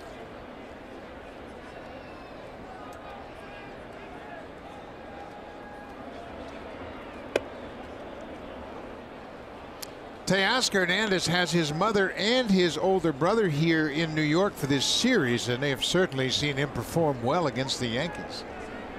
A special moment for sure for a family. He's liking that Yankee pitching. He's had some games against them already in his young career. Smoke takes ball 4. So 14th time he's walked this season, and all of a sudden Severino looks human. A 1-out home run by Hernandez. The Blue Jays are on the board, and just like that, Solarte represents the tying run. Got him twice. Severino's gotten Solarte twice on sliders. Struck him out both times. 1 out. Throw him a slider. He fouled it off. So if you're a hitter and you've struck out twice against a slider, do you look for that slider, or do you say, I can't hit it, so I'm just going to sit on fastball? I don't think a good hitter ever says, I can't hit that pitch. I think you sit on a pitch. He knows that he has come up empty twice on that hard breaking ball. I say go up there and look for it. Look for it every pitch. Well, you certainly can do that before you get to 2 strikes. Ground ball. Torres goes to second for 1 and back to first, the double play.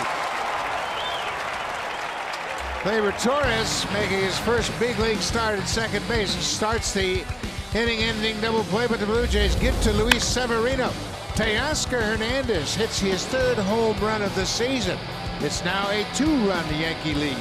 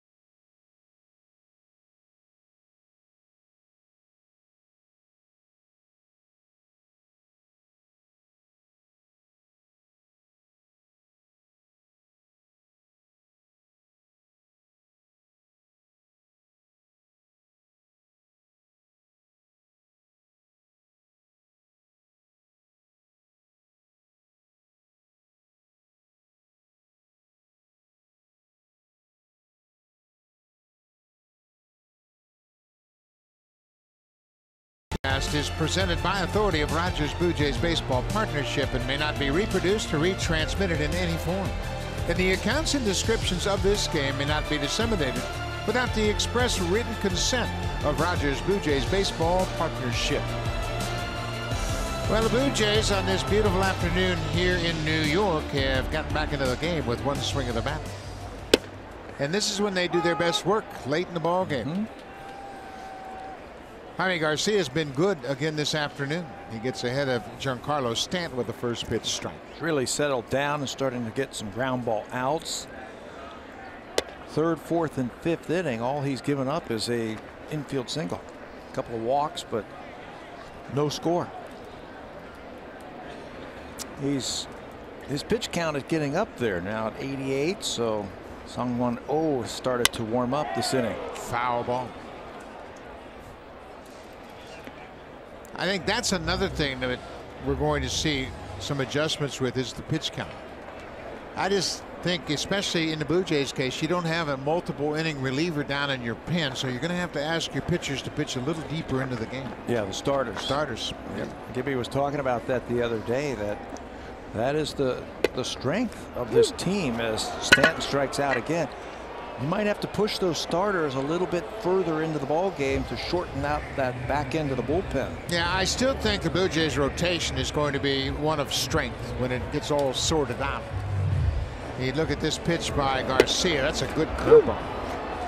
Another strikeout for Garcia. Stanton for the first time this afternoon.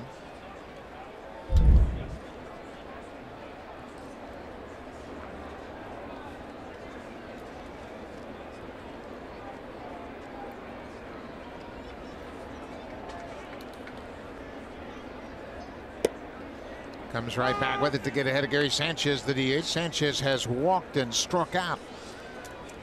That was a tough walk issued by Garcia. Leadoff walk in the second, and Sanchez would come around to score the second Yankee run. This is going to be trouble if it's fair, and it is up against the wall. Hernandez plays it well. He throws to second, but it's offline, and Sanchez gets there with a stand-up double. His fifth double of the season. Threw a couple of slow pitches to try and slow him down and then speed him up with the pitch, but he got too much of the plate on that second one. Slow pitch for strike one, and it looked like a changeup, and he does catch it out in front. Doesn't get all of it, but keeps it fair down the left field line for an extra base hit. Just their second hit since the second inning. And Duhar had an infield single in the fourth.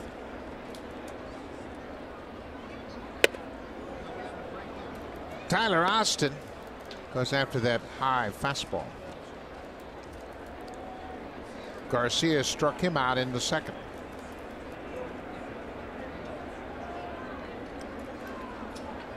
Blue Jays trying to come back here and win this game to keep their streak alive of not having lost a series.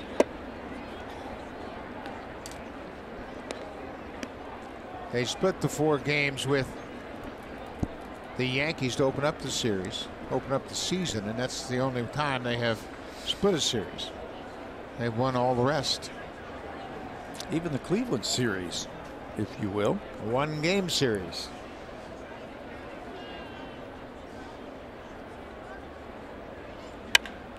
That's a base hit into center. Sanchez had to hold up. It was a line drive, and there was some thought that maybe it would be caught. So he froze until it was down safely, and that's going to be it for Jaime Garcia. John Gibbons is out of the Blue Jays dugout. He's already made the call. So Sanchez gets a double with 1 out. Austin singles, and with runners at first and third and 1 out here in the 6th, Garcia will be taken out of this game. But he has certainly done his part. He has kept the Yankees in check to this point. Now he'll turn things over to the bullpen. Will be the first one out. He'll come on to face the rookie Miguel Andujar with runners at first and third.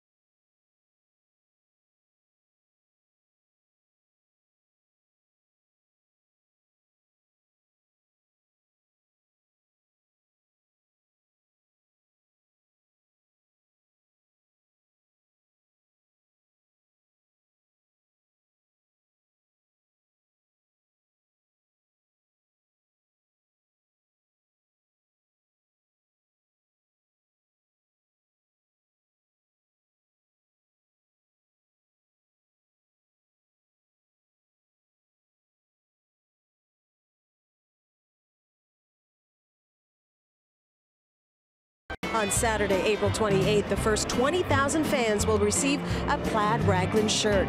Then sit back and watch our pregame performance by Canada's top country duo, High Valley, in the WestJet flight deck. For tickets, as always, visit BlueJays.com.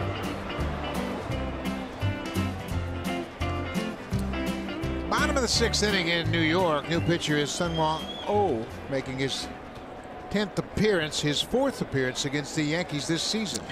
He collected his first save as a Blue Jay against the Yankees. That was back on April the 1st. The next day he got his first win as a Blue Jay.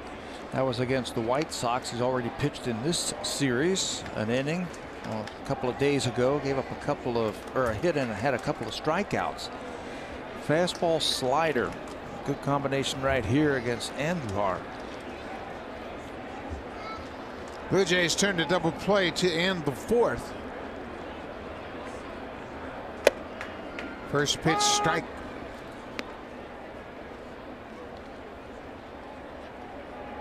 Andujar extended his hit streak to 6 straight games. And he's had an extra base hit in all 6 of those games. Again, there was some talk that maybe he would be the guy sent down when they had to make a roster decision, but he's hit his way into the lineup. And he has stayed there. Yeah, when you think about logical moves, say, well, the rookie, he's not off to a great start. But then you ask the manager what he thinks. He said, hey, I'm not sending him anywhere. No, he's hitting the ball power to right field and power to left field. Wild swing and a miss. See, I think that's the pitch that's going to get him right there. He doesn't show a lot of discipline at the plate. Never faced O before, so that slider could really play, I think.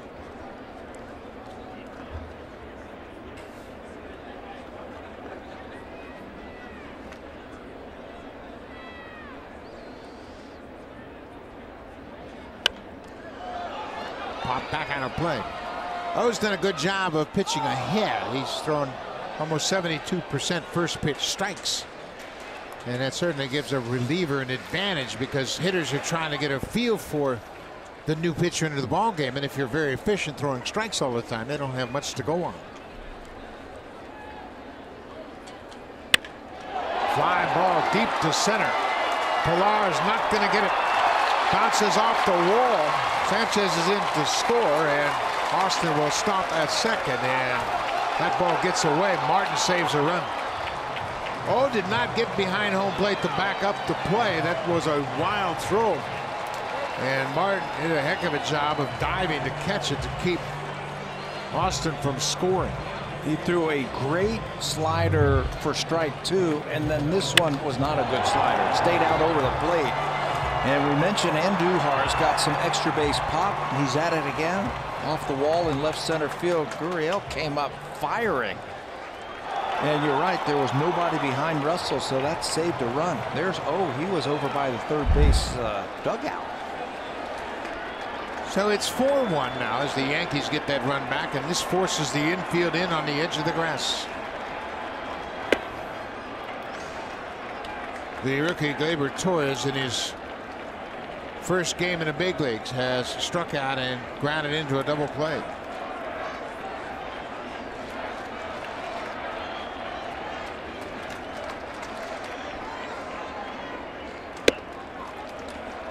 Two and 0.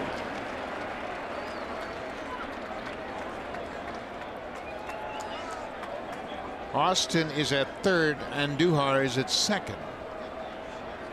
3 straight hits for the Yankees.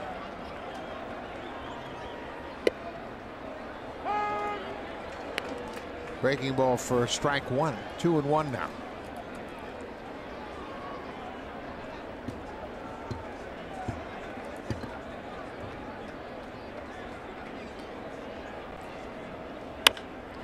Popped up, playable.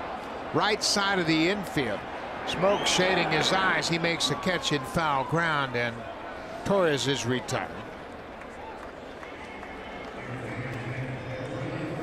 Save that run. That run out there at third base is his right there. Jaime Garcia. Well, the magic number for the Yankees in wins and losses is 3.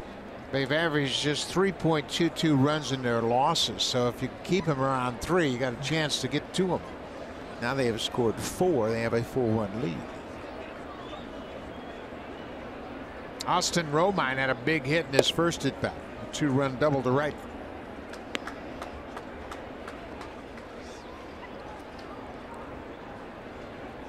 He looks like he wants to hit the ball to right field. That's where his double went. Sliced it to right down the line.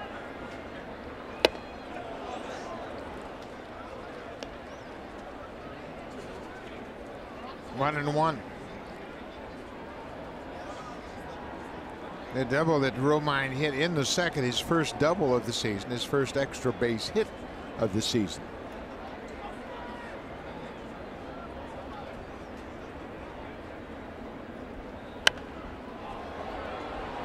That jammed him inside.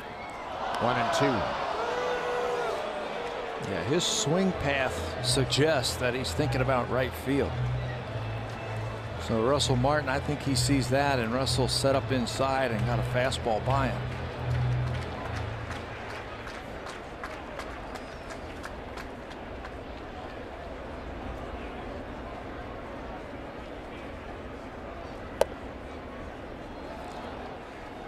Russell thought that was a strike. Jaime Garcia, runner at third, is his responsibility. He's been charged with 4 runs. That last pitch looked like a good one. Watch Martin's reaction. He thought it was strike 3.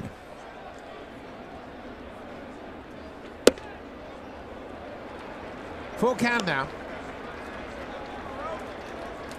Aaron Hicks, the switch hitter, is on deck.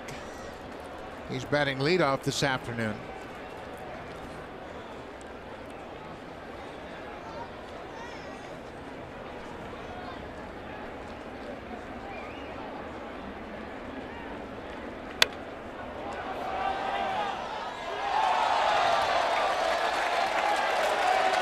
He's beating him with that fastball. I think if you throw a fastball, you got to stay inside.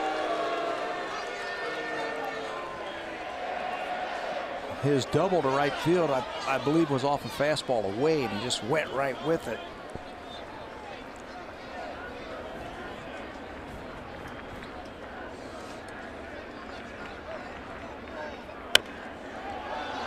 Now the pitch he fouls off. It's the kind of at bats you want if you're a hitter in these situations. Just kind of spoil the tough pitches and hope that a pitcher leaves one out over the plate. It's something that you can hit. And if you're the Blue Jays, you want a well-placed pitch. I don't think you want to face Aaron Hicks with the bases loaded. Fly ball to right. Granderson backing up. He's got room just at the edge of the warning track, and Romine flies out. But the Yankees get a run back. They score 1 run on 3 hits and leave a pair. They'll go to the 7th. New York has a 4-1 lead.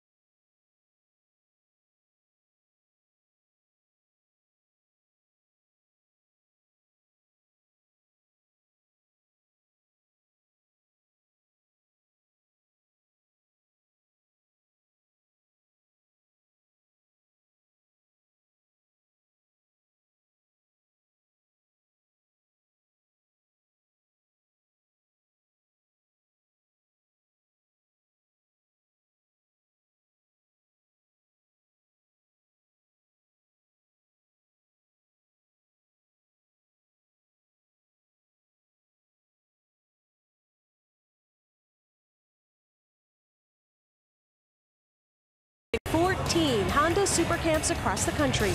Learn techniques from former Blue Jays, including Hall of Famer Roberto Alomar, Lloyd Mosby, Jesse Barfield, and Dwayne Ward. Register now at bluejays.com/camps. Back up to the booth and check in with Buck Martinez and Pat Tabler. Thank you very much, Hazel. A beautiful day and a nice crowd on hand here again at Yankee Stadium. Things are warming up and baseball fans have been coming up. Almost 41,000 here yesterday for the afternoon game, and it's even a nicer day here today. It's nice in every aspect but the score. Blue Jays trail 4-1. They've managed just a run on 3 hits against Severino.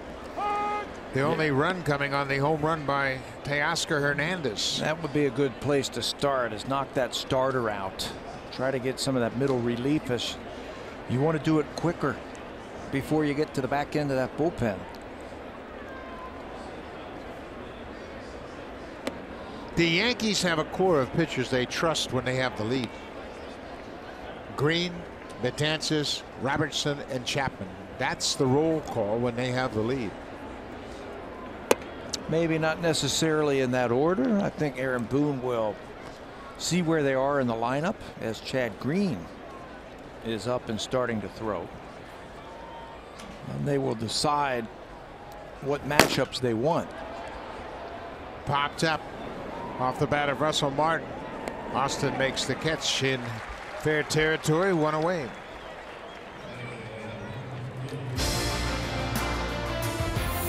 Canada's favorite car cheers for Canada's favorite team. Honda, proud fan since 1977, and the official vehicle of the Toronto Blue Jays.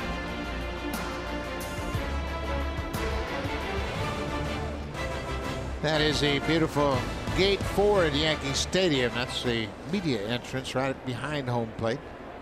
Did a good job with the stadium when they built it. It opened up in 2009. Kendrys Morales, the DH.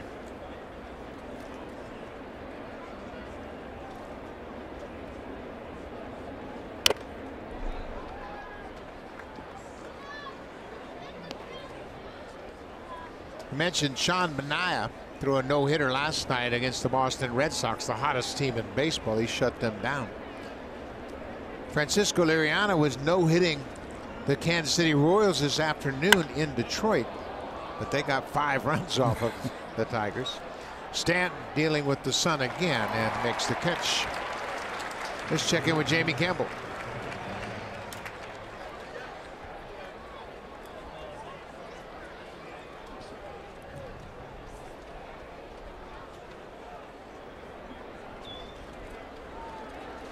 O'Neill is playing left field for the Cardinals this afternoon.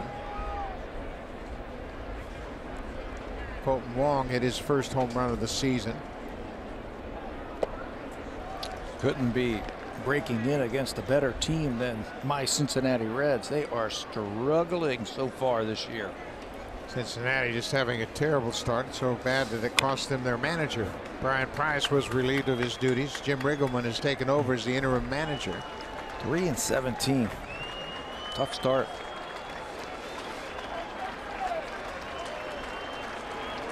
Severino ahead of Kevin Pillar, 0-2. And he hit him. You know, Severino has been under control all day long with his slider, with the way he delivers pitches. He got ahead 0-2. The crowd started getting into it. I think he senses this is his last inning, and he overthrew that pitch. Watch how badly he misses. He wants it away, and he hits Kevin right on the forearm. That's what happens when you get out of your delivery and you try to overthrow pitches. You have no control. Well, you made that great point early in the game, how under control Severino had been. You could see it right away in that first inning when he had 2 strikeouts on sliders. Stayed under control. Devin Travis drew a walk in the 3rd. Pillar's off on the pitch. Romine's throw not nearly in time. Pillar almost lost contact with the base, but is able to hold on. He beat the throw easily for his 4th stolen base. They've all come against the Yankees. That is his first stolen base since he stole home against the Yankees. Severino's not paying much attention to him. That run doesn't really mean a lot if you're the Yankees. The guy at the plate does, so he forgets about Pilar, and Kevin steals his 4th bag. Romine goes to the mound with the runner at second, just to make sure they're on the same page. We mentioned the Blue Jays, the best in baseball at scoring in the 7th inning and beyond.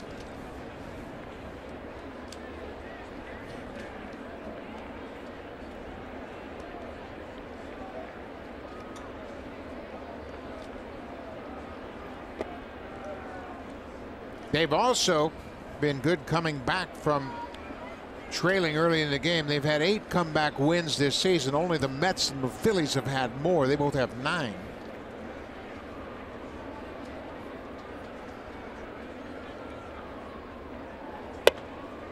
Rallies can come from nowhere. We've seen that over the years. 2 quick outs, then a hit batter and a stolen base. They're a base hit from getting one of those runs back.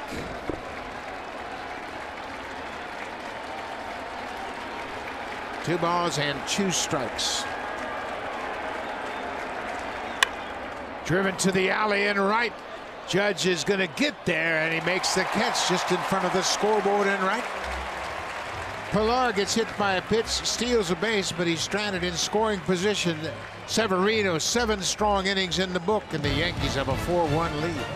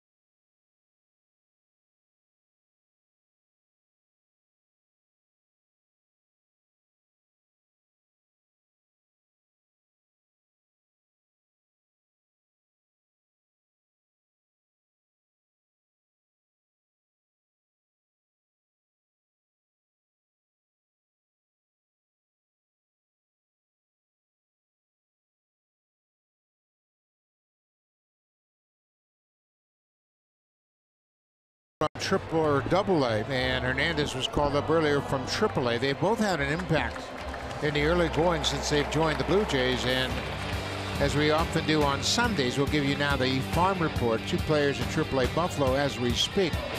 Dalton Pompey has played 6 games so far coming into action today. He's at .391 in his minor league rehab.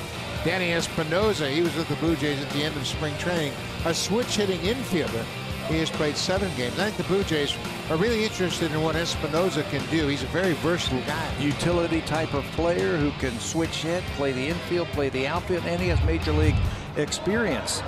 They also have their team Buffalo in 2nd place. They've gotten off to a pretty decent start, and their AA team is in 1st place. Taking over for the Blue Jays after Sungwon Oh is Danny Barnes. Danny in 11 games putting up some pretty decent numbers. 1-0, 0.84 earned run average. He just comes out, he just keeps firing quality pitches and quality strikes. And look at that, 14 strikeouts and just 1 walk this season. Again, we talk about relievers being efficient, their ability to throw strikes. Danny Barnes has really epitomized that. So it's the bottom of the 7th inning.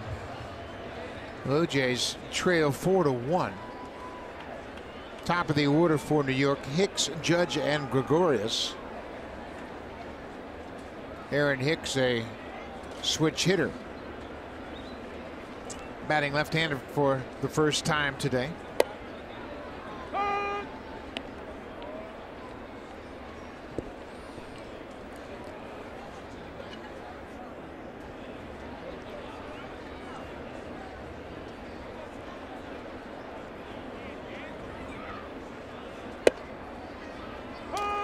This is Danny Barnes, vintage Barnes with strike 1, strike 2. Yeah, a couple of paint jobs on the outside corner.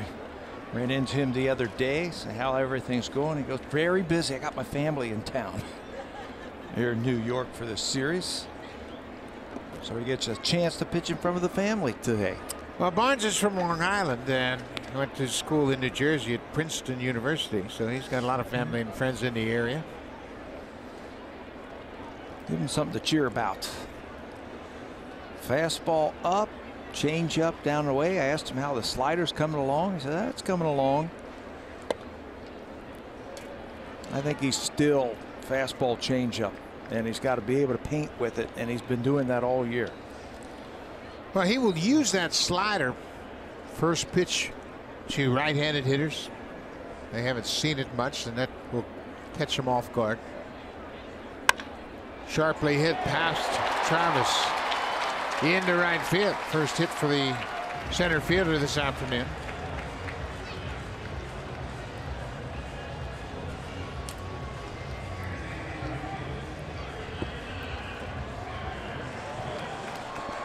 David Robertson, he's loosening up, getting ready to work in the 8th inning. Yeah, it looks like Severino's afternoon is finished.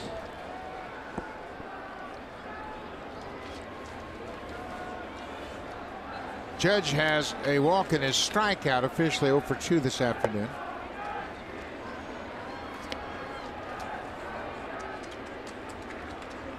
He's been very consistent this year.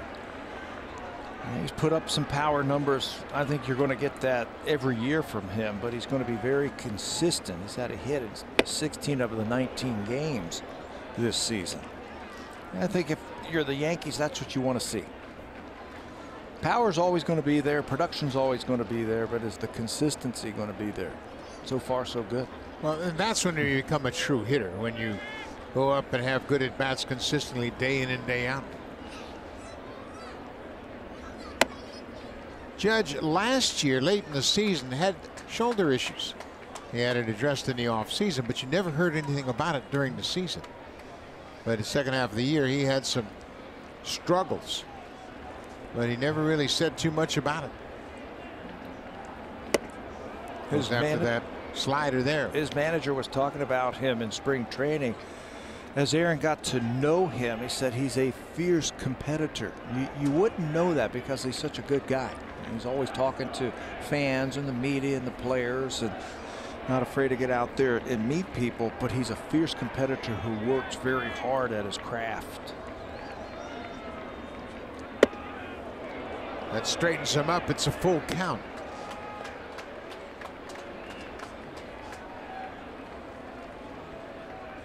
Didi Gregorius, the shortstop, is on deck.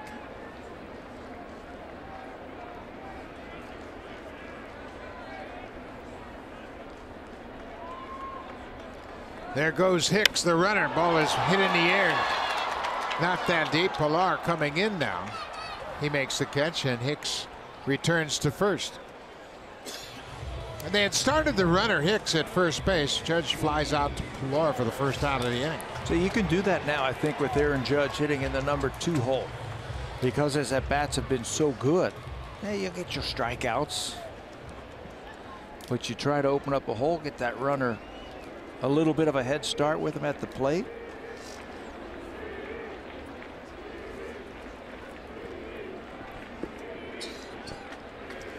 Gregorius started the scoring this afternoon with a 2-out home run in the first inning. Hicks is 2 for 3 in stolen base attempts this season.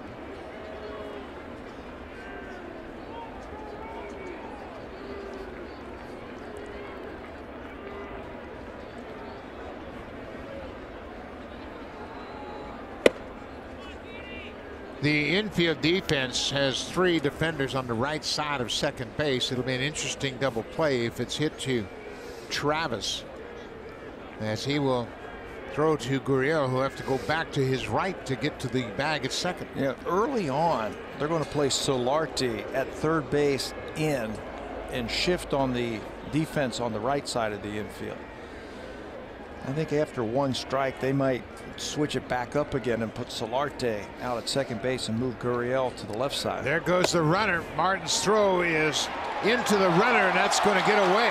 It goes into shallow left, and Hicks will go to third. It'll be a stolen base and an air charge to Martin. The throw went into the base runner, hit Hicks as he was sliding into second, and the ball bounced into left field, and Hicks moved to third. That throw had to be perfect to get him. Got a good jump. I mean, he's halfway there, and the throw ricochets off of Hicks. Now the infield has to come in as he gets to third base with less than 2 out.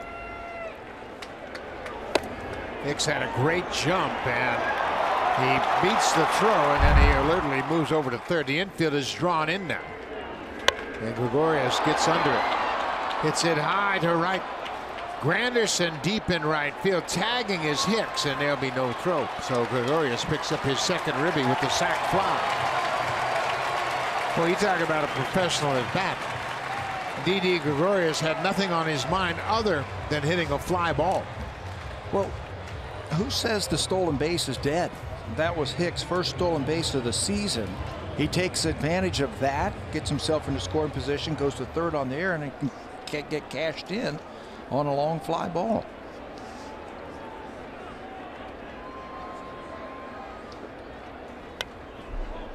I hate when teams say, you know, we can't steal any bases. Those are valuable outs. They're also valuable runs when you get late. And you put that in the pitcher's mind, he'll be distracted. So I don't think you make any proclamations about we don't steal bases. Giancarlo Stanton. It's a high pop-up on the right side of the field. Devin Travis, the second baseman, stays with it and makes the catch. But the Yankees get another run, a leadoff single, a stolen base in air, and a sac fly by Didi Gregorius.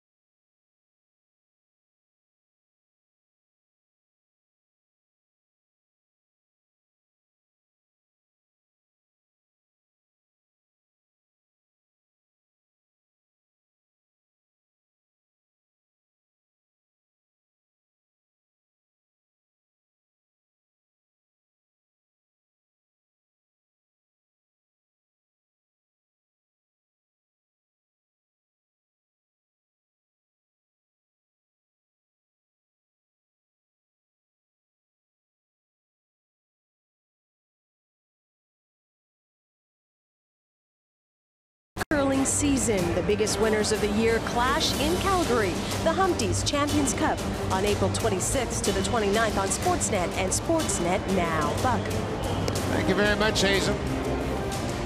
Getting late for the Blue Jays here this afternoon. The Yankees get an extra run in their half of the 7th. We move to the 8th, and it'll be David Robertson on for the Yankees to pitch the 8th. Yeah, it must be the 8th inning. So the setup man who has taken over for Dylan Betances in the 8th inning, David Robertson, who has experience closing. He started his career with the Yankees and then went to the White Sox. After saving 39 games for the Yankees in 2014, had 2 big seasons for the White Sox, is back here setting up Aroldis Chapman. Not bad for a 17th round draft pick out of Alabama. Yeah, he's done a terrific job, and he has been rock solid in whatever role the Yankees choose to use him. Lourdes Gurriel was robbed of an extra base hit in the 5th inning by Giancarlo Stanton in left field. He had a line drive that was going to hit off the wall in left just above the scoreboard, but Stanton made a nice running catch to retire the shortstop.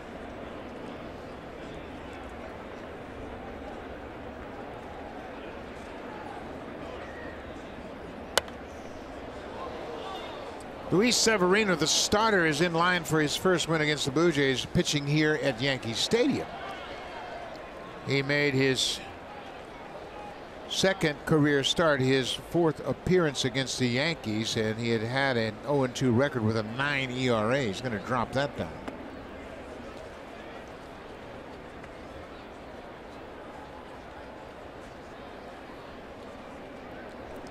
Two balls, 2 strikes to Lourdes Gurriel Jr. leading off the 8th. Blue Jays had Robertson on the ropes the other day, but his experience really showed in snuffing out that rally. He's got a good curveball, and he's got that natural cut to his fastball. Tough customer. Yeah, Robertson had some control problems in the 8th inning on Thursday night. Had back-to-back walks to Smoke and Solarte. But then he was able to strike out Pilar. He gave up an RBI single and got another strikeout. High pop-up. Gregorius, the shortstop, waiting on it, and Gurriel's retired for the first out of the inning.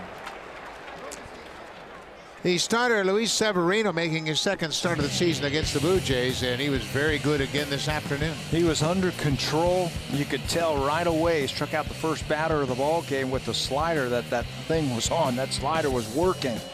He had 2 strikeouts in the 1st, 2 more in the 2nd inning. He was really dominant, placing that fastball where he wanted to. 7 big innings. He also had 6 strikeouts and just 2 walks. He had not surrendered a home run this season until Teoscar hit a home run with 1 out in the 6th. Teoscar Hernandez, a solo home run, his 3rd of the season, the only run the Blue Jays have managed.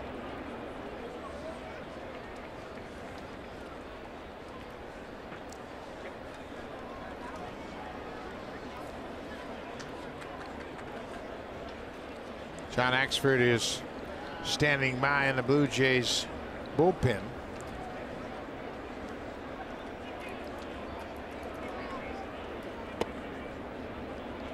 A ball and 2 strikes to Granderson.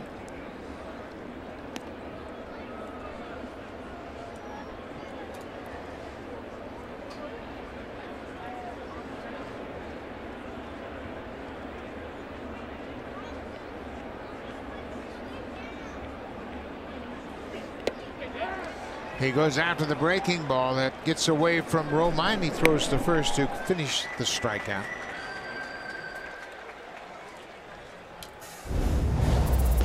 Drive of the game brought to you by the powerful all-new 2018 Civic Type R. Well, the Blue Jays have 1 run, and we're going to show it to you here. Slider on the inside part of the plate, and the hottest hitter on the Blue Jays, Teoscar Hernandez, puts it in the bullpen. His 2nd home run of this series. He now has 5 home runs in 10 career games against the Yankees. He likes what he sees from the Yanks.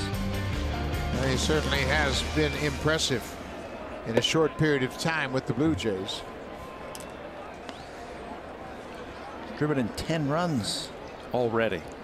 He just showed up on the last road trip in Cleveland.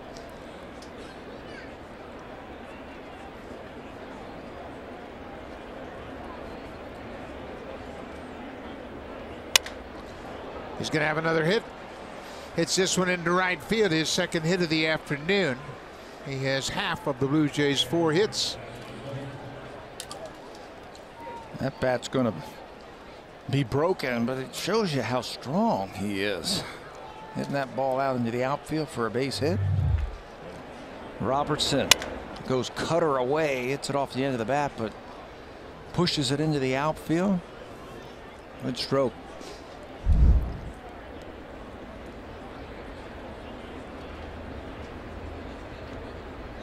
Justin Smoke, he has doubled today. His 6th double of the season. There's a leadoff double in the 4th, but the Blue Jays couldn't do anything with it. Severino retired, Solarte, Martin, and Morales in order. Fly ball deep to center. Hicks is back at the wall. He is there, makes the catch. Hicks almost overran that ball. It kind of died on him right at the edge of the warning track. Smoke is retired. The inning is over. So we go to the bottom of the 8th. The Yankees have the lead. Time now for a Blue Jays Central Updaters. Jamie Campbell with Joe Siddle from the Samsung broadcast studio.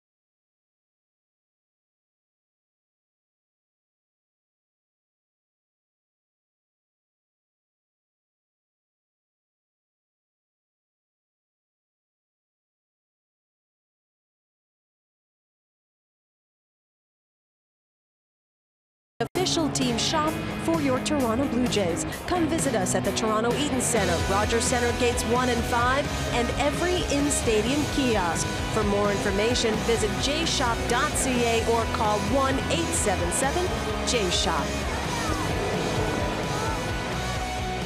Bottom of the 8th inning in New York. Yankees trying to win this series 3-1. Blue Jays are going to have to mount come back in the 9th. John Axford into the ball game, the 3rd relief pitcher to work for the Blue Jays this afternoon. He's making his 10th appearance of the season. Number 9 was yesterday for Axe. 2/3 of an inning against the Yankees. A couple of hits, a run, a walk, and a strikeout. Big right-hander. He's got a great fastball. Gary Sanchez hit a double down the left field line his last time up. He's the DH this afternoon. He goes after the first pitch, and it's a lazy fly ball to right. Granderson gets there, makes the catch. 1 pitch, 1 out for Axford. Yeah, I like that they're pitching him on back-to-back days. Yesterday, there's Chapman now warming up, non-save situation, but I like that they're using Big John on back-to-back days. Get him back out there. Threw a lot of pitches yesterday. A couple of hits, a walk, and a strikeout. Hey, he's nasty when he gets that fastball over the plate because it moves so much now. Tyler Austin, his base hit in the 6th knocked Jaime Garcia out of the ball game. It was a single to center.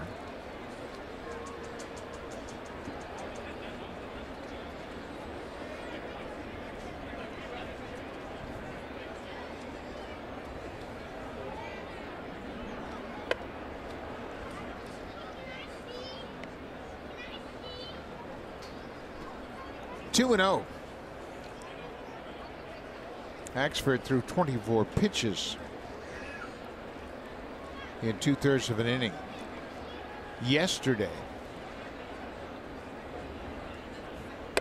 Blue Jays have an off day tomorrow. They'll pick up action on Tuesday against the Red Sox.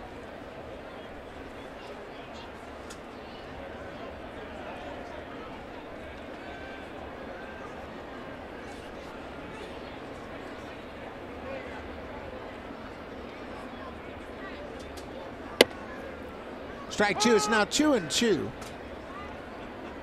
Minnesota will be here starting tomorrow night to play the Yankees in a 4-game series. Then New York goes out to the West Coast to play the Angels for 3 and Houston for 4.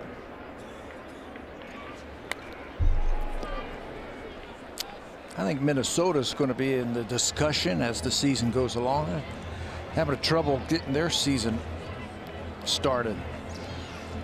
A lot of inconsistent play. I think weather plays a lot of havoc with those teams in the American League Central. Midwest teams have been dealing with terrible weather.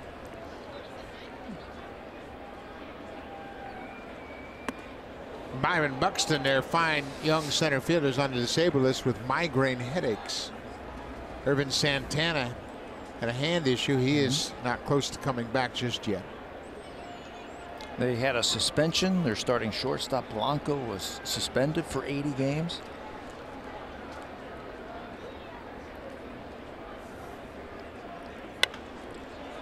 The Blue Jays are playing their 21st game of the season this afternoon. Minnesota's only played 15.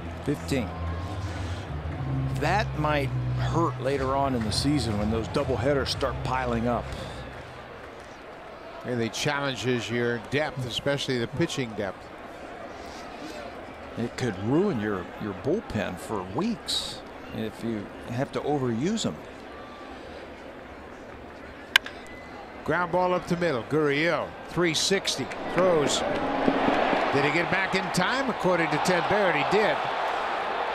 Austin doesn't think so. He points to the dugout and says, hey, I saw Smoke's foot off the bag, but Smoke with a big stretch, and he had time to get back to the base. Ted Barrett's the first base umpire. He had a close look at it. Boone is asking the video room to look at it. Is there enough evidence? How about the play by Gurriel up the middle? Fires over to first base. Ted Barrett kept moving to try and get into position to call it. The Yankees are going to want to look at this one, and it didn't look like he got back. Well, it's an important play for Austin. I mean, it's the difference between a hit and an out. Smoke's off the bag there, and he never really gets back to the bag. So that's why Boone, even though it's a 5-1 game, he said, you know what, I got to fight this one for my hitter. Yep.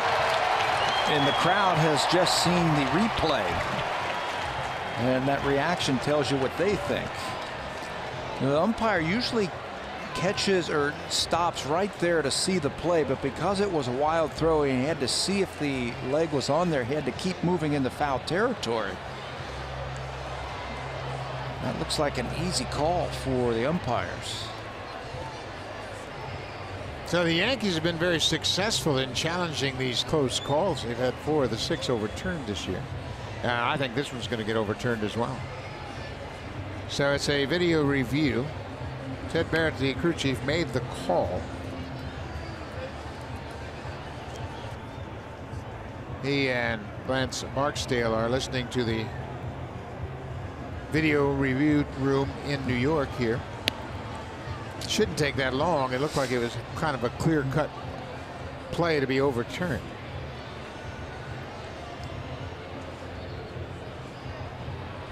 The question is to whether or not that Smoke got back to the bag. Now they have their decision, and boy, that surprises me. That surprises everybody. Especially Tyler Austin. He thought he had himself an infield hit. The rule on the field is upheld, so there are 2 outs. Well, let's see. This is a different angle. The ball is in the glove now. Can't really tell from that shot if the toe is on the bag, but the umpire, that's what video review's for. Well, the Yankee crowd didn't think they got it right. Andujar chops one up the third baseline. Axford a desperation throw, and it'll be another hit for Andujar. How about a 4-hit day for the rookie? 2 singles, 2 doubles. He has driven in a run and scored a run. Both of his singles, infield hits. Now that play is really big. If he was safe at first base, you're talking first and second, and just 1 out.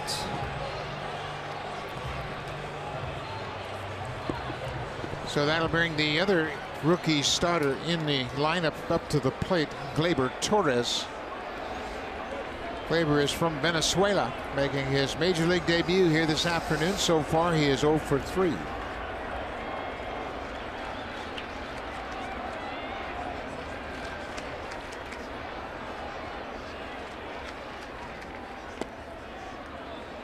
Martin knocks it down to keep the runner at first. I tell you what, the Yankees are in pretty good shape as far as their young talent. Andujar and Torres are here now. They still have Clint Frazier, who's dealing with some concussion issues, suffered in spring training. He's an outfielder, a very young outfielder, and a talented hitter as well. Even though they traded away some young pitching, they still have some young pitchers down in the minor leagues that they're high on. Fly ball to right. Granderson will make the catch, and Gleyber Torres in his major league debut 0 for 4, but the Yankees have a 5-1 lead as we head to the ninth. The Yankees on the verge of winning the series.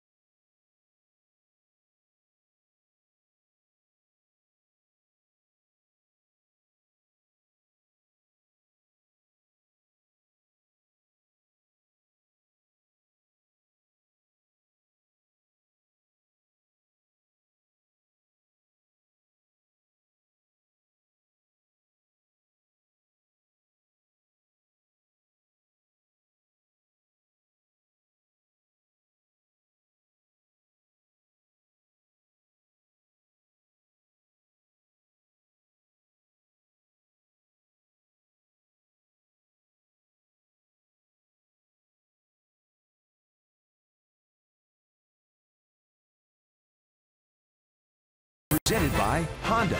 You can count on us to get home safe.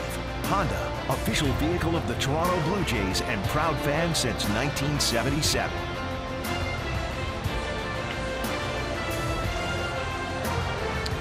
It's going to take the Blue Jays a 9th-inning rally to get back in this game, and they'll have to do it against one of the best in the business. So Rambus Chapman is into this ball game. It's 5-1 New York.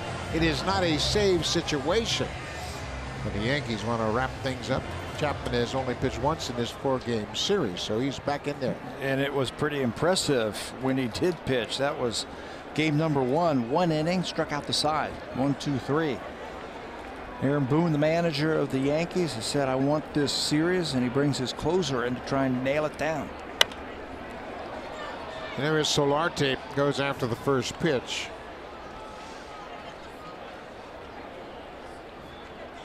Solarte's had a rough day, couple of strikeouts, and he's grounded into a double play. Blue Jays have just 1 run on 4 hits.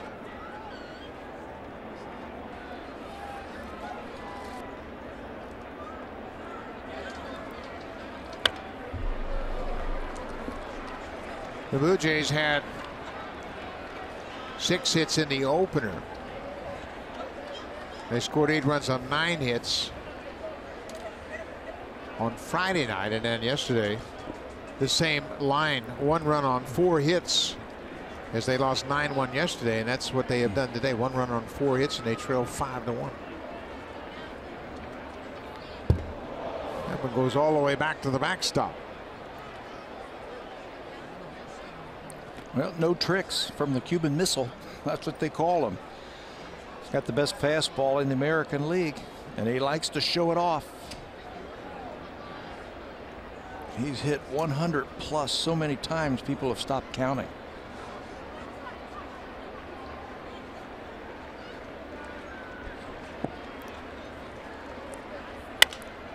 Ground ball rolled to the shortstop. Gregorius picks it up and fires across the diamond, 1 away.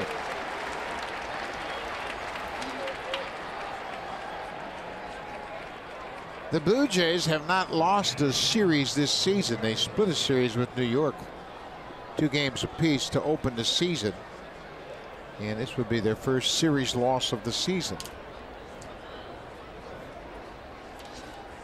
They will have an off day tomorrow before they resume action on Tuesday.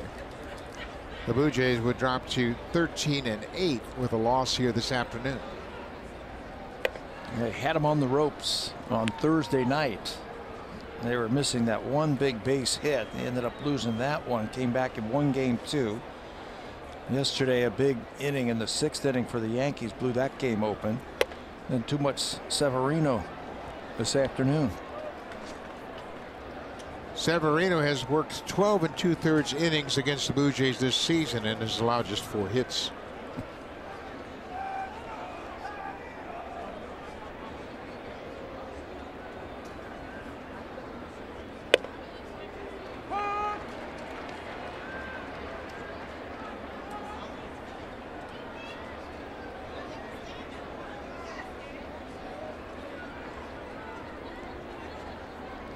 Two and 1 to Martin.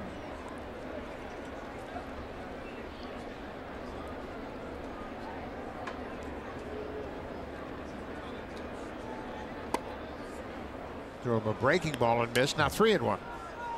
Well, that's not fair when you start to gear up for that 100 plus. And he drops that slider off. Russell takes it very calmly. Now he's got himself into another fastball count.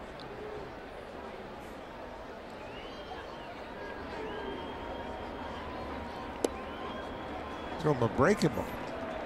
He walks him on a breaking ball with 1 out here in the 9th, and that'll bring Kendrys Morales to the plate. He must be working on something to throw him a breaking ball, and Martin takes it for ball 4. Kendrys Morales is over 3. Aroldis Chapman into the game trying to close things out and win the series for the Yankees. Morales 1 for 3 against Chapman.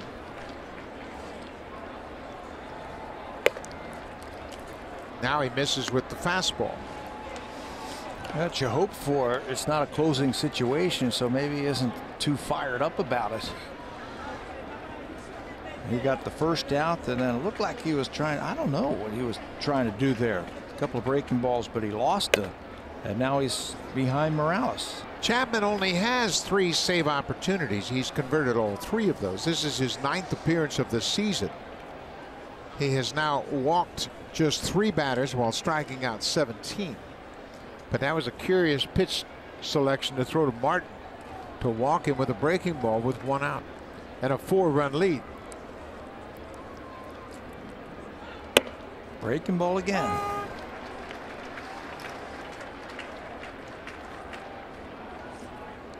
Sometimes you'll call a breaking ball just to get a pitcher back to focus and get him into the strike zone, but I was surprised they throw him a 3-2 breaking ball to walk Martin.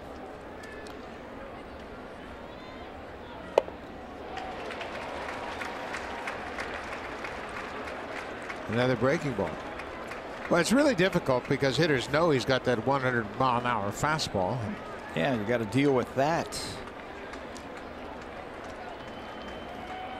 So now you would think Chapman certainly has the upper hand.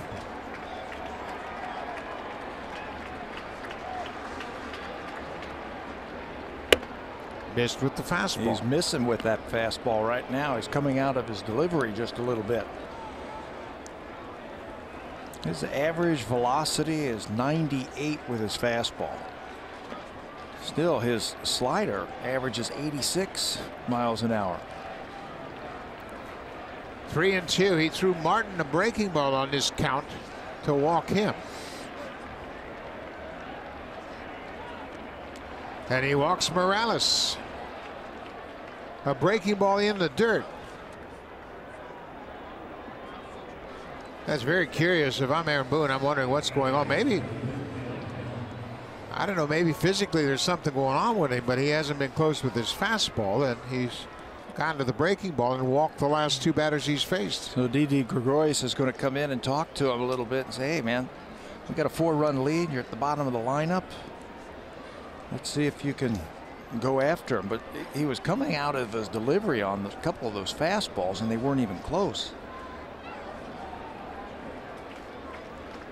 So now Kevin Pillar, he's 2 for 4 against Chapman. He's had some success.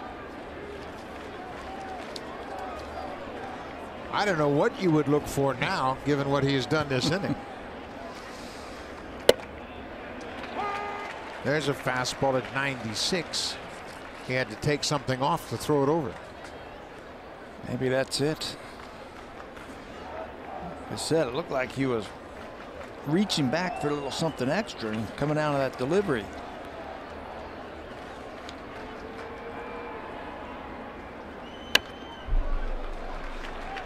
'97 foul straight back. 0-2 to Pillar.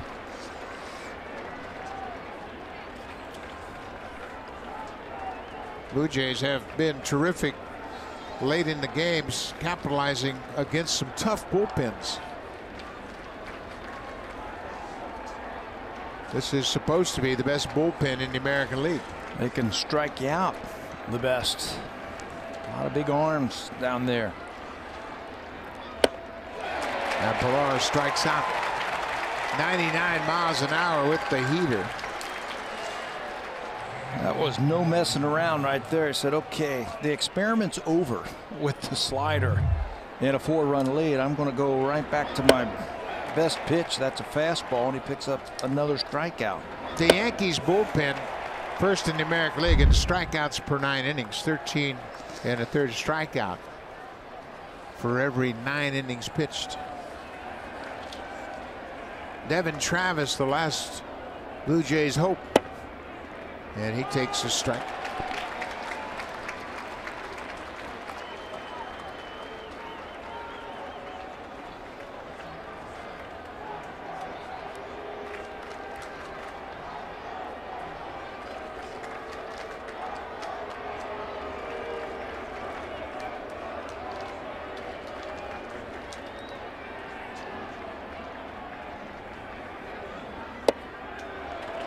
Strike 2 with a breaking ball.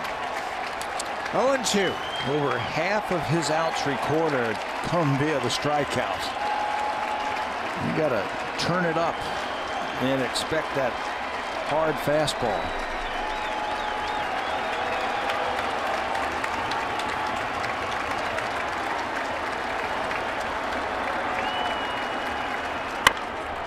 Ground ball gloved by Austin, and that'll do it. The Yankees win the series 3-1. Too much Luis Severino here this afternoon. Severino 1 run on 3 hits over 7 innings, and the Yankees win the series. Yeah, and they break out some of their young future stars, if you will. Miguel Andujar had 4 hits today for New York. Gleyber Torres makes his major league debut. He goes 0 for 4. The Yankees starting to show that they can hit with the best of them as they take the series with the win today, 5-1. So the Blue Jays will have an off day tomorrow. Boston's in town.